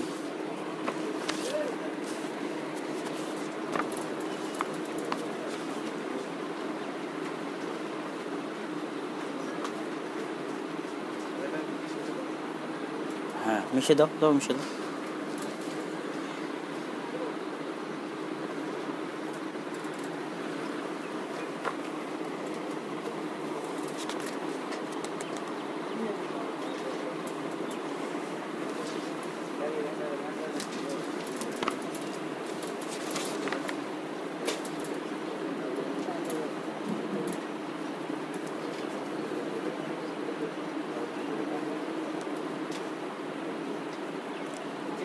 আচ্ছা, এখানে আরেকটা কথা থেকে গেল যে যারা এই 4 নম্বরটা তাহকিক করবা, মানে আমি এটা নিয়ে সন্দেহে আছি যে এখানে জুহাইর বিন মুহাম্মদ বেশি দুর্বল না আবু হুযায়ফা বেশি দুর্বল। এটা যারা 4 নম্বর তাহকিক করবা, কারা 4 নম্বর তাহকিক করবেন? আপনারাই করিয়েন শরীফ ভাই, আপনারা 2-3 জন। এখানে দেখবেন যে জুহাইর বিন মুহাম্মদ বেশি দুর্বল না আবু হুযায়ফা বেশি দুর্বল। কেননা আমি তো বলে দিলাম যে আবু হুযায়ফা বেশি দুর্বল, কিন্তু আমার এখন মনে হচ্ছে যে হয়তো আবু হুযায়ফা বেশি দুর্বল নয়। এটা দেখতে হবে, যে বেশি দুর্বল তার দিকে নিসবত করতে হবে, তার নিকট থেকে ভুল হয়েছে, এটা একটা কায়দার অন্তর্ভুক্ত। আচ্ছা, এবার 5 নম্বর হাদিসটা আমরা দেখি। 5 নম্বর ইল্লাত, 5 নম্বর ইল্লাতে বলা হচ্ছে যে আন ইয়াকুনা রুবিয়া বিল আনআনাতি ওয়া সাকাতা মিনহু রাজুলুন দাল্লা আলাইহি তরিকুন উখরা মাহফুযা। এটার সমস্যা হচ্ছে যে একটা সানাদে একজন রাবি বিলুপ্ত হয়ে গেছে, যেটা অন্য সানাদ থেকে স্পষ্ট হয়।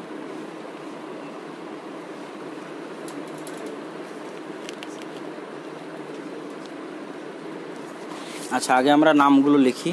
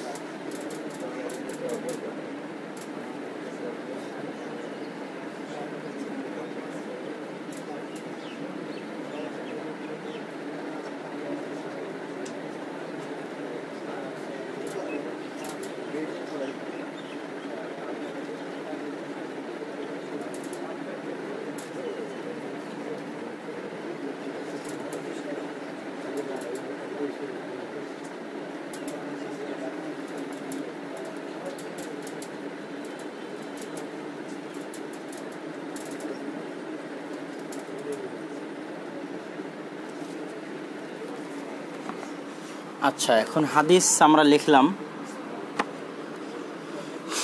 এখন যেটা দেখব সেটা হচ্ছে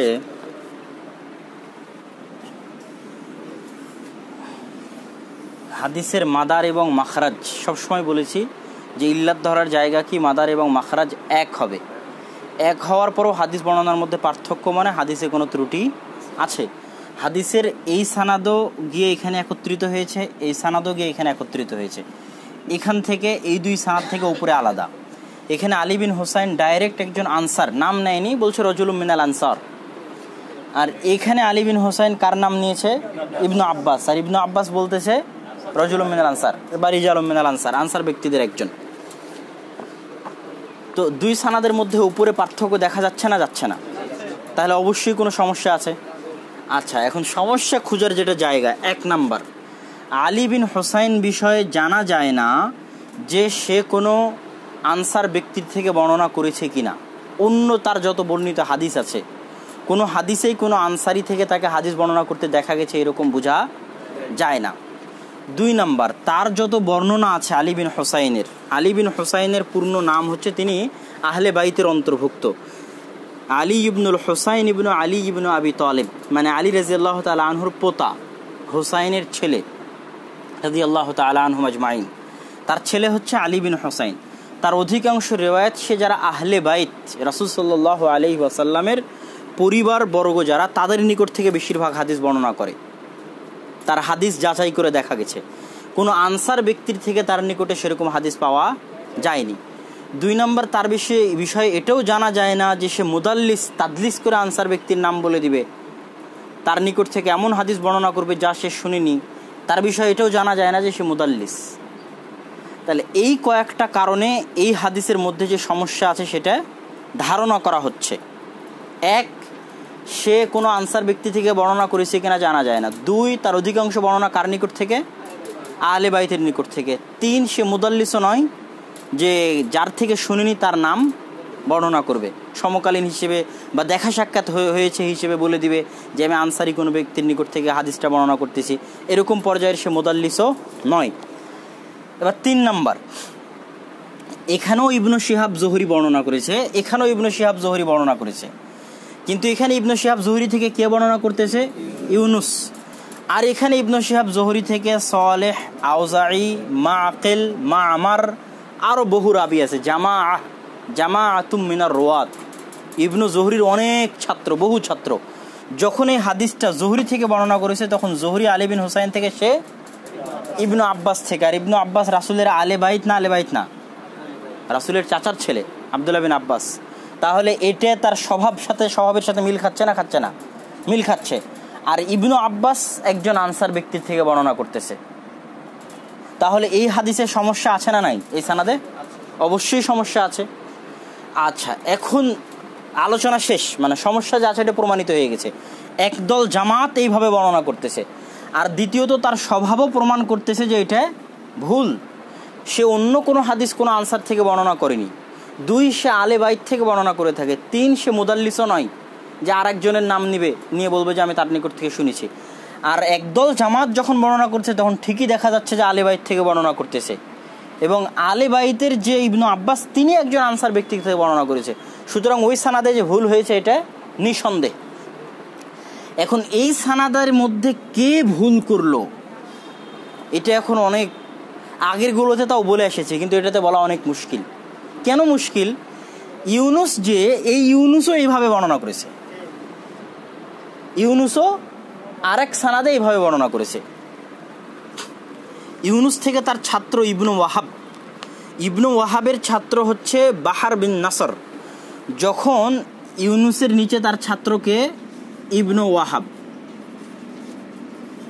ওয়াহাবের ছাত্র হচ্ছে বাহার ইবনু ওয়াহাব থেকে, ইবনু ওয়াহাব ইউনুস থেকে, তখন এইভাবে বর্ণনা হয়েছে। তখন কিভাবে? এইভাবে। কিন্তু যখন ইউনুসের ছাত্র ইবনু ওয়াহাব আর ইবনু ওয়াহাবের ছাত্র হচ্ছে হারমালা আর আবু তহের, এই জায়গাতে হারমালা আর আবু তহের যখন বর্ণনা করেছে ইবনু ওয়াহাব থেকে, ইবনু ওয়াহাব ইউনুস থেকে, তখন এইভাবে বর্ণনা করেছে। কিভাবে? এইভাবে বর্ণনা করেছে। তো ভুলটা ইউনুসের ছাত্র ইবনু ওয়াহাব থেকেও হতে পারে, ইবনু ওয়াহাবের ছাত্র বাহার থেকেও হতে পারে, ইউনুস 2 ভাবেও বর্ণনা করে থাকতে পারে। তো এইটা নিশ্চিত নয় যে ভুলটা কার নিকট থেকে হয়েছে, এটাও গবেষণার দাবি আলাদা রাখে। কিন্তু ভুল যার নিকট থেকেই হোক, ভুল যে হয়েছে এতে কোনো সন্দেহ নাই। তার যে দলিলগুলো আমরা আলোচনা করলাম সেগুলো বলা হয়ে গেছে। আচ্ছা, এখন তারপরের সানাদ দেখি, 6ষ্ঠ সানাদ। 10টা শেষ করতে হবে না? কেন আজ কত বাজে? 9:40। কয়টা হলো? 5টা হলো, তাই না? তাহলে তো আজ তো পড়ানো কিছু হলো না।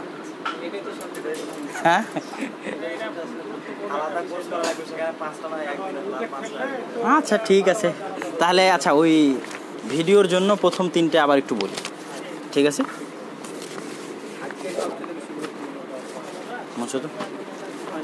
আজকে সবচেয়ে কি হলো?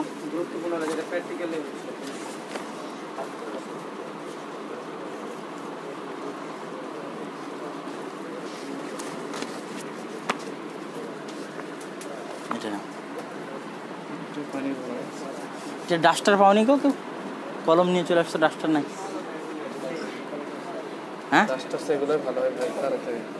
তাই তো তোমার টিস্যু চলে যাচ্ছে যে।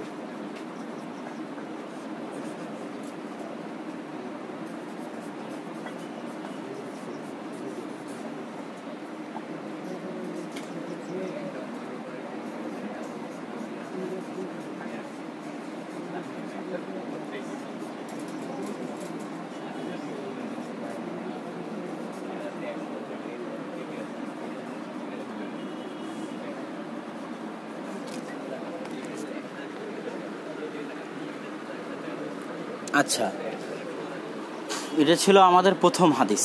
প্রথম হাদিস ছিল যে বৈঠক শেষের দোয়া, সুবহানাকাল্লাহুম্মা ওয়া বিহামদিকা, যে বৈঠক শেষের দোয়া, সেই বৈঠক শেষের দোয়ার সানাদ।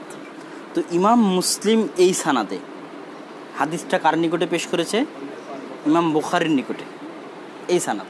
তো ইমাম বুখারী হাদিস শুনে বলতেছে যে হাদিস সুন্দর, কিন্তু হাদিসের মধ্যে কি আছে? ত্রুটি আছে, ইল্লাত আছে। এই হাদিসের মধ্যে হাদিস মা'লুল, ত্রুটি আছে। এখন এই হাদিসের মধ্যে যে ত্রুটি আছে, ইল্লাত আছে, সেটা কিভাবে ধরা যাবে? সেটা ধরার এক নাম্বার উপায় হচ্ছে যে দুই সানাদেরই মাখরাজ এবং মাদার একজনই, সেটাকে সোহাইল। তো মাদার এক হওয়ার পরেও হাদিসের মধ্যে পার্থক্য দেখা যাচ্ছে না? দেখা যাচ্ছে না। সোহাইল একবার এই হাদিস বর্ণনা করছে আবু সালেহ থেকে, সে আবু হুরায়রা থেকে, ওই সানাদে। আর এই সানাদে সোহাইল হাদিস বর্ণনা করতেছে আউন থেকে, একটা পার্থক্য। দুই নম্বর পার্থক্য, এই সানাদে আবু হুরায়রা থেকে মারফুআন, রাসূল সাল্লাল্লাহু আলাইহি ওয়াসাল্লামের কথা হিসেবে। আর এই সানাদে আউন থেকে মাওকুফান, আউনের কথা হিসেবে। আর আউন বিন আব্দুল্লাহ একজন তাবিঈ, সাহাবিও নয়। আউন বিন আব্দুল্লাহ একজন তাবিঈ, সে সাহাবিও নয়। জাযাকাল্লাহ খাইর। তাহলে রাবি, মাদার, মাখরাজ, এই সানাদটাও সোহাইল থেকে, এই সানাদটাও সোহাইল থেকে, একই রাবি হওয়ার পরও হাদিসের মধ্যে কত পার্থক্য? এক নাম্বার পার্থক্য, সোহাইল এই সানাদে বর্ণনা করেছে আবু সালেহ থেকে, এই সানাদে বর্ণনা করেছে আউন থেকে।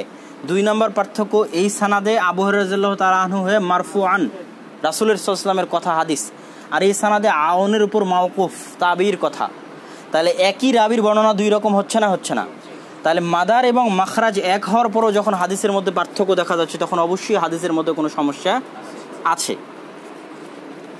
এখন হাদিসের মধ্যে সমস্যা বলতে গিয়ে ইমাম বুখারী রাহিমাহুল্লাহ যে দলিল দিচ্ছে, ইমাম বুখারী রাহিমাহুল্লাহর এক নম্বর দলিল হচ্ছে যে মুসা বিন উকবা সে সোহাইল বিন আবি সালেহের নিকট থেকে শুনেছে কিনা এর নির্দিষ্ট নিশ্চিত কোনো প্রমাণ নাই। যদিও মুসা বিন উকবার সোহাইলের নিকট থেকে শোনার সম্ভাবনা আছে, যেহেতু শোনার সম্ভাবনা আছে সমকালীন, সেহেতু ইমাম মুসলিমের নিকটে এই সানাদে কোনো ত্রুটি থাকার কথা নয়। কিন্তু ইমাম বুখারী রাহিমাহুল্লাহ যেহেতু ওই বিষয় নিয়ে ভাবেন, সেহেতু তার মাথায় এটা ধরেছে যে মুসা বিন উকবা এই সানাদ সোহাইল থেকে বর্ণনা করছে, অথচ সোহাইল থেকে শোনার নির্দিষ্ট কোনো প্রমাণ নাই। দুই নাম্বার, ইমাম বুখারী রাহিমাহুল্লাহর নিকটে এই সানাদে এইভাবে যে ইবনু জুরাইজ মুসা বিন উকবা থেকে, মুসা বিন উকবা সোহাইল থেকে, সোহাইল আবু সালেহ আবু হুরায়রা, এই সানাদে এই হাদিস ছাড়া দ্বিতীয় কোনো হাদিস ইমাম বুখারী রাহিমাহুল্লাহ জানেন না। তাহলে এই একটাই সানাদে এইভাবে আসছে, তাহলে অবশ্যই কোনো সমস্যা আছে। 3 নাম্বার, এই হাদিস ইমাম বুখারীর নিকটে অন্য সানাদে আছে। সেই সানাদে কিভাবে আছে? এইভাবে আছে, মুসা বিন ইসমাইল ওয়াহিব থেকে, ওয়াহিব সোহেল থেকে, সে আউন বিন আবদুল্লাহ থেকে মাওকুফান। আর হয়তো ইমাম বুখারী রাহিমাহুল্লাহর গবেষণায় যাদেরকে 1 নাম্বার হাদিস দিয়েছি তারা অবশ্যই দেখবে যে এই সানাদের রাবি, বিশেষ করে মুসা বিন উকবা আর ইবনু জুরাইজ তো আমি বলেই দিয়েছি যে মুদাল্লিস রাবি, যদিও মজবুত কিন্তু মুদাল্লিস রাবি। তাদের চাইতে এই সানাদের রাবি মজবুতির দিক থেকে হাদিসের ইল্লাত ধরার জন্য যেটা আরও বেশি জরুরি, যে সবাই মজবুত, কিন্তু মজবুতের মধ্যে স্তরভেদ আছে। ইল্লাত কেন কঠিন? এই জন্য কঠিন যে মজবুতের ভুল, তো স্তরভেদ আছে। স্তরভেদ অনুযায়ী এরা হয়তোবা তাদের চাইতে বেশি প্রাধান্যপ্রাপ্ত। এই জন্য সার্বিক দৃষ্টিকোণ বিবেচনা করে ইমাম বুখারী রাহিমাহুল্লাহ এই সানাদটাকে ঠিক বলেছে, আর এই সানাদকে কি বলেছে? মা'লুল বলেছে। বুঝা গেল? এবার 2 নাম্বার,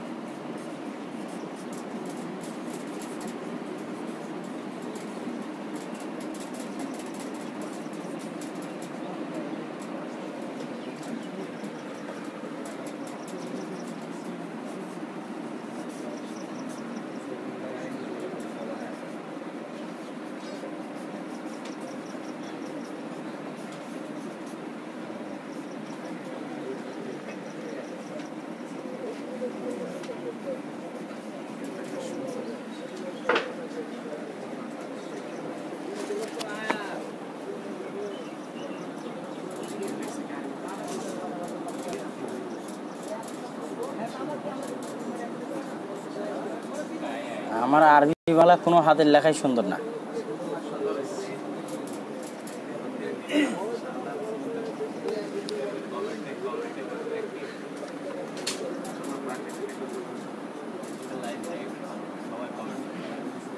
বাংলাতে লিখেছি যাতে বুঝতে পারে, এই জন্য। আরবি কি বুঝতে পারবে?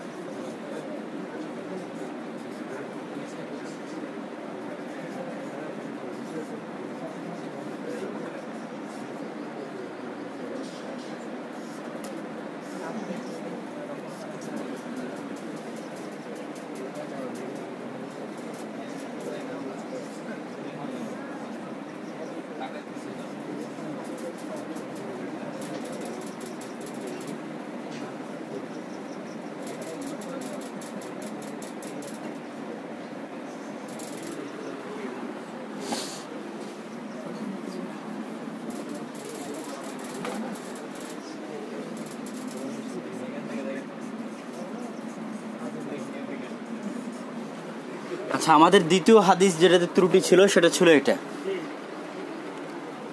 এই হাদিসের যেটা মাদার সেটা হচ্ছে আবু কিলাবা তিন সানাদি, হ্যাঁ ও আচ্ছা, আবু কিলাবা ও মাখরাজ, খালেদ আল হাজ্জা, খালেদ আল হাজ্জা, খালেদ আল হাজ্জা। যাক, দুই সানাদি এরা দুইজন আছে, তার মধ্যে মূল মাদার আমরা খালিদকেই ধরবো। তো এই সানাদও গিয়ে কোথায় মিলিত হয়েছে? খালেদে। ইসমাইল গিয়েও কোথায় মিলিত হয়েছে? খালেদে। এই সানাদও কোথায় মিলিত হয়েছে? খালেদে। তিন সানাদের মধ্যে পার্থক্য কি? তিন সানাদের মধ্যে পার্থক্য হচ্ছে যে এই সানাদে হাদিসটা সম্পূর্ণ হাদিস, 4-5 লাইনের সম্পূর্ণ হাদিস এই সানাদে বর্ণিত হয়েছে মারফুআন, আনাস রাদিয়াল্লাহু তাআলা আনহু থেকে রাসূল সাল্লাল্লাহু আলাইহি ওয়াসাল্লাম হয়ে মারফুআন। এটা গেল একটা।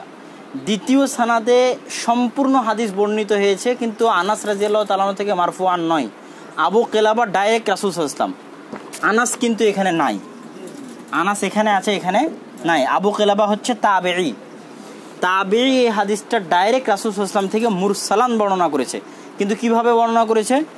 সম্পূর্ণ হাদিস 4-5 লাইনের।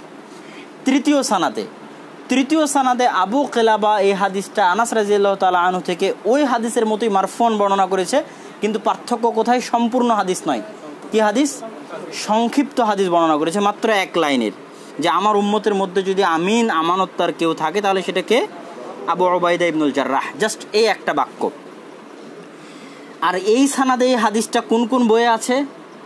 বুখারীতেও আছে, মুসলিমেও আছে। আর এই সানাদের এই হাদিসগুলো কিন্তু বুখারী মুসলিমে নাই। আচ্ছা, এখন আমরা এই হাদিসের ইল্লাত, পার্থক্য তো দেখা গেল, মাখরাজ এক হওয়ার পরেও পার্থক্য। এই মাখরাজ এবং মাদার এক হওয়ার পরেও পার্থক্যটা প্রমাণ করে যে হাদিসের মধ্যে কোনো ত্রুটি আছে। তাহলে সেই ত্রুটিটা আমরা কিভাবে ধরবো? এই ত্রুটি ধরার আমাদের জন্য 1 নাম্বার উপায় হচ্ছে এই রাবিটা। এই রাবির নাম কি? ইসমাইল। এই রাবির নাম ইসমাইল। এই একজন রাবি ইসমাইল বিন উলাইয়া এই হাদিস একাই একজন হওয়ার পরও 2 ভাবে বর্ণনা করেছে। ইসমাইল বিন উলাইয়া খালেদ থেকে, আবু কিলাবা থেকে যখন মুরসালান বর্ণনা করেছে তখন পূর্ণ হাদিস, আর ওই একই রাবি ইসমাইল যখন ওই হাদিসটা খালেদ থেকে মারফুআন বর্ণনা করেছে তখন কি? সংক্ষিপ্ত আকারে বর্ণনা করেছে। একজন রাবি একটা হাদিস, মজবুত রাবি যখন মুরসালান বর্ণনা করতেছে তখন সম্পূর্ণ তাবির কওল হিসেবে, আর তাবি থেকে রাসূল সাল্লাল্লাহু আলাইহি ওয়াসাল্লাম পর্যন্ত সাহাবীর নাম ছাড়াই, আর যখন সাহাবীর নাম নিয়ে মারফুআন বর্ণনা করতেছে তখন সংক্ষিপ্ত আকারে বর্ণনা করতেছে একজন রাবি। তাহলে প্রমাণ করে যে অবশ্যই কোনো ত্রুটি, কোনো সমস্যা আছে। তারপরের দলিল হচ্ছে এখান থেকে খালেদ থেকে বর্ণনা কে করেছে? সুফিয়ান থেকে কে বর্ণনা করেছে? কাবিসা। এই কাবিসা কিন্তু এদের মতো মজবুত নয়। আমরা ত্রুটিটা সুফিয়ানের দিকে নিসবত করব না, আমরা ত্রুটিটা কার দিকে নিসবত করতেছি? সুফিয়ানের ছাত্র কাবিসার দিকে, কেননা সে অতটা মজবুত নয়। অন্যদিকে তার মোকাবেলায় এই হাদিস যখন ইমাম শুবার মতো মজবুত রাবি বর্ণনা করেছে, যখন ইমাম শুবার সাথে আরও আরেকজন কে যেন আছে, না ইবনু উলাইয়া ছাড়া আরও একজন আছে, আব্দুল্লাহ আলা বর্ণনা করেছে। বা যারা এটা নিয়ে গবেষণা করবে তারা আরও খুঁজে দেখতে পারে যে এই হাদিস খালেদ থেকে আরও কতজন এইভাবে বর্ণনা করেছে। তো ইমাম শুবা বিনুল হাজ্জাজ আল ওয়াসিতি একজন বড় ইমাম, তিনি বর্ণনা করতেছে, ইসমাইল বর্ণনা করতেছে, আব্দুল্লাহ আলা বর্ণনা করতেছে, 3 জন একদল জামাত এই হাদিস খালেদ থেকে বর্ণনা করতেছে। যখন মারফুআন তখন কি আকারে? সংক্ষিপ্ত আকারে, যা প্রমাণ করে যে এই সানাদে কোনো ত্রুটি হয়েছে। কি ত্রুটি হয়েছে? এই 2 পার্থক্যটা সে রক্ষা করতে পারেনি। পার্থক্য কি ছিল? মুরসালান অবস্থায় পূর্ণ হাদিস আর মারফুআন অবস্থায় সংক্ষিপ্ত হাদিস। এই পার্থক্যটা রক্ষা করতে না পারে পুরো হাদিসটাই মারফুআন বর্ণনা করে দিয়েছে। কথা বোঝা গেল? এটা গেল দ্বিতীয় হাদিসের সমস্যা। আমরা তো চতুর্থ আর পঞ্চমটা এখানে করেছিলাম, তাই না? শুধু এখন তৃতীয়টা বাকি আছে।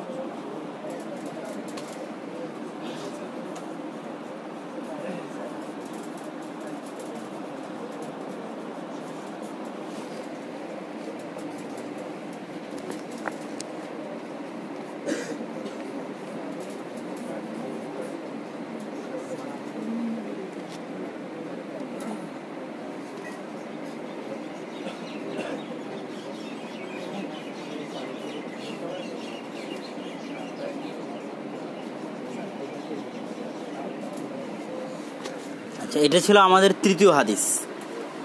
এই তৃতীয় হাদিসের সমস্যা হচ্ছে যে আমরা জানি এই হাদিসের মাদার বা মাখরাজকে আবু বুরদা। এই সানাদো গিয়ে কোথায় মিলিত হয়েছে? আবু বুরদাতে। আর এই সানাদো গিয়ে কোথায় মিলিত হয়েছে? আবু বুরদাতে। মাদার এবং মাখরাজ এক হওয়ার পরেও হাদিসে বর্ণনার মধ্যে পার্থক্য আছে। এখানে আবু বুরদা কার থেকে বর্ণনা করতেছে? তার পিতা আবু মুসা আল আশারি থেকে বর্ণনা করতেছে। আর এখানে আবু বুরদা বর্ণনা করতেছে আগার আল মুজানি থেকে বর্ণনা করতেছে।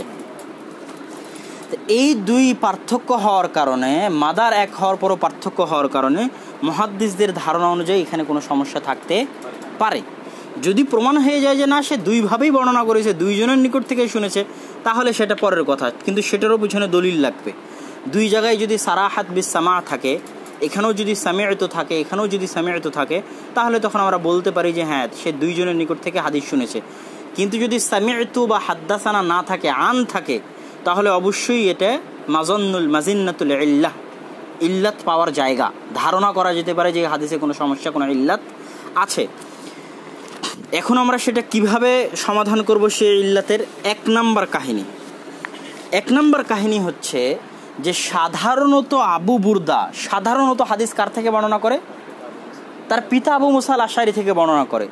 তো যখনই একজন রাবি এক সানাদে বেশি হাদিস বর্ণনা করে আর বাই চান্স একটা দুটো হাদিস অন্য সানাদে বর্ণনা করে, তখন পরবর্তী রাবিরা ভুল করে ফেলে, এই সানাদটাও তখন ওর সাথে যুক্ত করে দেয়। আমি দেখা যাচ্ছে গল্প করতে করতে করতে সবচেয়ে এক ওস্তাদের বেশি নাম নিয়েছি তোমাদের সামনে, আপনাদের সামনে, যে দেখা যাচ্ছে ডক্টর আওয়াদ আর রোয়াইসির নাম বেশি নিয়েছি। কিন্তু আর একটা কথা, এই সানাদের মধ্যে আমার আর এক ওস্তাদ হাম্মাদ আল আনসারির ছেলে, তার নিকট থেকে বর্ণনা করেছি। তো এইটা মজবুত, খুব সচেতন ছাড়া কিন্তু কেউ ধরতে পারবে না। তখন সে কী করবে? এই কথাটাও কার দিকে নিসবত করে দিবে? আওয়াদ আর রোয়াইসির নিকটে নিসবত করে দিবে। তো একই কাহিনী হয় হাদিসের সানাদের মধ্যে। যেহেতু আবু বুরদা বেশিরভাগ হাদিস কার থেকে বর্ণনা করে? আবু মুসা আল আশারি। এখন হঠাৎ করে একটা হাদিস আবু বুরদা কার থেকে বর্ণনা করেছে? আগার আল মুজানি। তো নিচের সানাদের কোনো রাবি পক্ষ থেকে ভুলটা হয়ে যেতে পারে, সে ধারণা করে নিতে পারে যেহেতু আবু বুরদা সাধারণত আবু মুসা থেকে বর্ণনা করে, সেহেতু এই হাদিসটাও সে আবু মুসা থেকে বর্ণনা করেছে। এটা হলো একটা কারণ। 2 নাম্বার, এই হাদিসের সানাদে যারা আছে তারা সবাই ইরাকি, মানে ইরাকে বসবাস করেছে, সবাই ইরাকি। আবু ইসহাক সাবি হচ্ছে কুফি, সাবেত আল বুনানি, তারপরে হাম্মাদ বিন জায়েদ, এনারাও সবাই ইরাকি। শুধু মুসা বিন উকবা কোথাকার? মদিনার, মাদানী রাবি। তো এই হাদিসই যখন ইরাকিরা বর্ণনা করেছে, ইরাকিদের থেকে, এই যে এখানে হাম্মাদ বিন জায়েদ ইরাকি বাসরি, সে যখন পুরো সানাদ ইরাকি, সব ইরাকি, ইরাকিদের থেকে যখন বর্ণনা করেছে, তখন কার নাম নিয়েছে? আগার আল মুজানির নাম নিয়েছে। তাহলে আমরা ধারণা করতে পারি যেহেতু ইনি মদিনার অধিবাসী, সেহেতু ভুল করার কারণটা কি হতে পারে? দেশের লোক দেশের হাদিস বিষয়ে ভালো জানে, বেশি জানে। 3 নাম্বার, হাম্মাদ বিন জায়েদ কিন্তু মুসা বিন উকবার চাইতে বেশি মজবুত, এবং এই সানাদে যারা আছে তারা সবাই প্রচুর মজবুত। সাবেত আল বুনানিও অনেক মজবুত। আর আবু ইসহাক সাবিঈ নিজের শেষ জীবনে কিন্তু তার স্মৃতিশক্তির ত্রুটি হওয়ার কথা পাওয়া যায়, এবং তার থেকে যারা প্রথম জীবনে হাদিস শুনেছে তাদের মধ্যে শারিক বিন আবদুল্লাহ নাখি আছে, সুফিয়ান আছে, আর যারা শেষ জীবনে হাদিস শুনেছে তাদের মধ্যে ইসরাইল, তার পৌত্র ইসরাইল আছে, ইসরাইল বিন ইউনুস আছে। তো মুসা বিন উকবার ক্ষেত্রে যাদেরকে গবেষণা করতে দিয়েছে তারাও দেখবে গবেষণা করে যে মুসা বিন উকবা আবু ইসাক থেকে তার শেষ জীবনে বর্ণনা করে না প্রথম জীবনে, মানে এই হাদিস বর্ণনা করতে ভুলটা আসলে কে করেছে, আবু ইসাক ভুল করেছে না মুসা বিন উকবা ভুল করেছে। এটাই দুইজনের পারস্পরিক তুলনামূলক গবেষণা থেকে প্রমাণ হবে যে ভুলটা কার নিকট থেকে হয়েছে। তবে ভুল যে হয়েছে এটা নিশ্চিত, কেননা তাদের চেয়ে মজবুত। আর দেশের লোক যখন দেশের নিকট থেকে বর্ণনা করতেছে আর সাধারণভাবে যেভাবে বর্ণনা করে তার উল্টাভাবে বর্ণনা করতেছে, তার মানে সে ভালোভাবে হেফজ করেছে। ভুল করার জায়গা কিন্তু ওইটা, যখন সাধারণ যেভাবে বর্ণনা করেছে ওইভাবে বর্ণনা করা, সে ওইভাবে বর্ণনা না করে আলাদাভাবে বর্ণনা করতেছে, মানে সে ভালোভাবে হেফজ করেছে। তো সুতরাং সার্বিক দৃষ্টিকোণ থেকে ওই সানাদটা ত্রুটিযুক্ত আর এই সানাদটা সঠিক। ওই সানাদে ইল্লাত আছে, এই সানাদে ইল্লাত নাই। এই বলে আজকে আমরা আমাদের দার্স শেষ করলাম। ফালিল্লাহিল হামদ।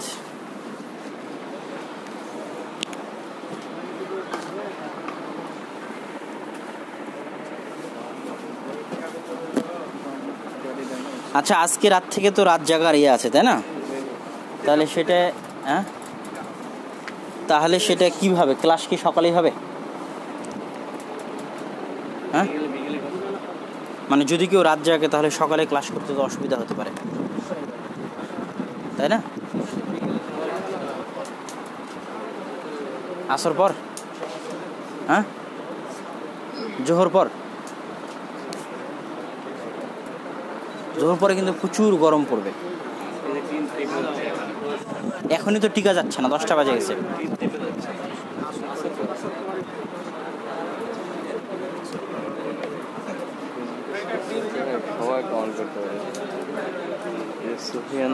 হানাফিদের একজন আছে, হাতের লেখা। হ্যাঁ, হানাফি নাকি? হ্যাঁ, ও হানাফি। ইদানিং খুব লেখালেখি করতেছে ওই আহলাক মিডিয়া থেকে কপি পেস্ট। আমার ইচ্ছা আছে আহলাক মিডিয়া পুরো তাহিক করবো। আহলে খবিস থেকে হেফাজত করে। হ্যাঁ, আহলে খবিসদের থেকে সবাইকে হেফাজত করো আল্লাহ। হায় রে আহলে খবিস।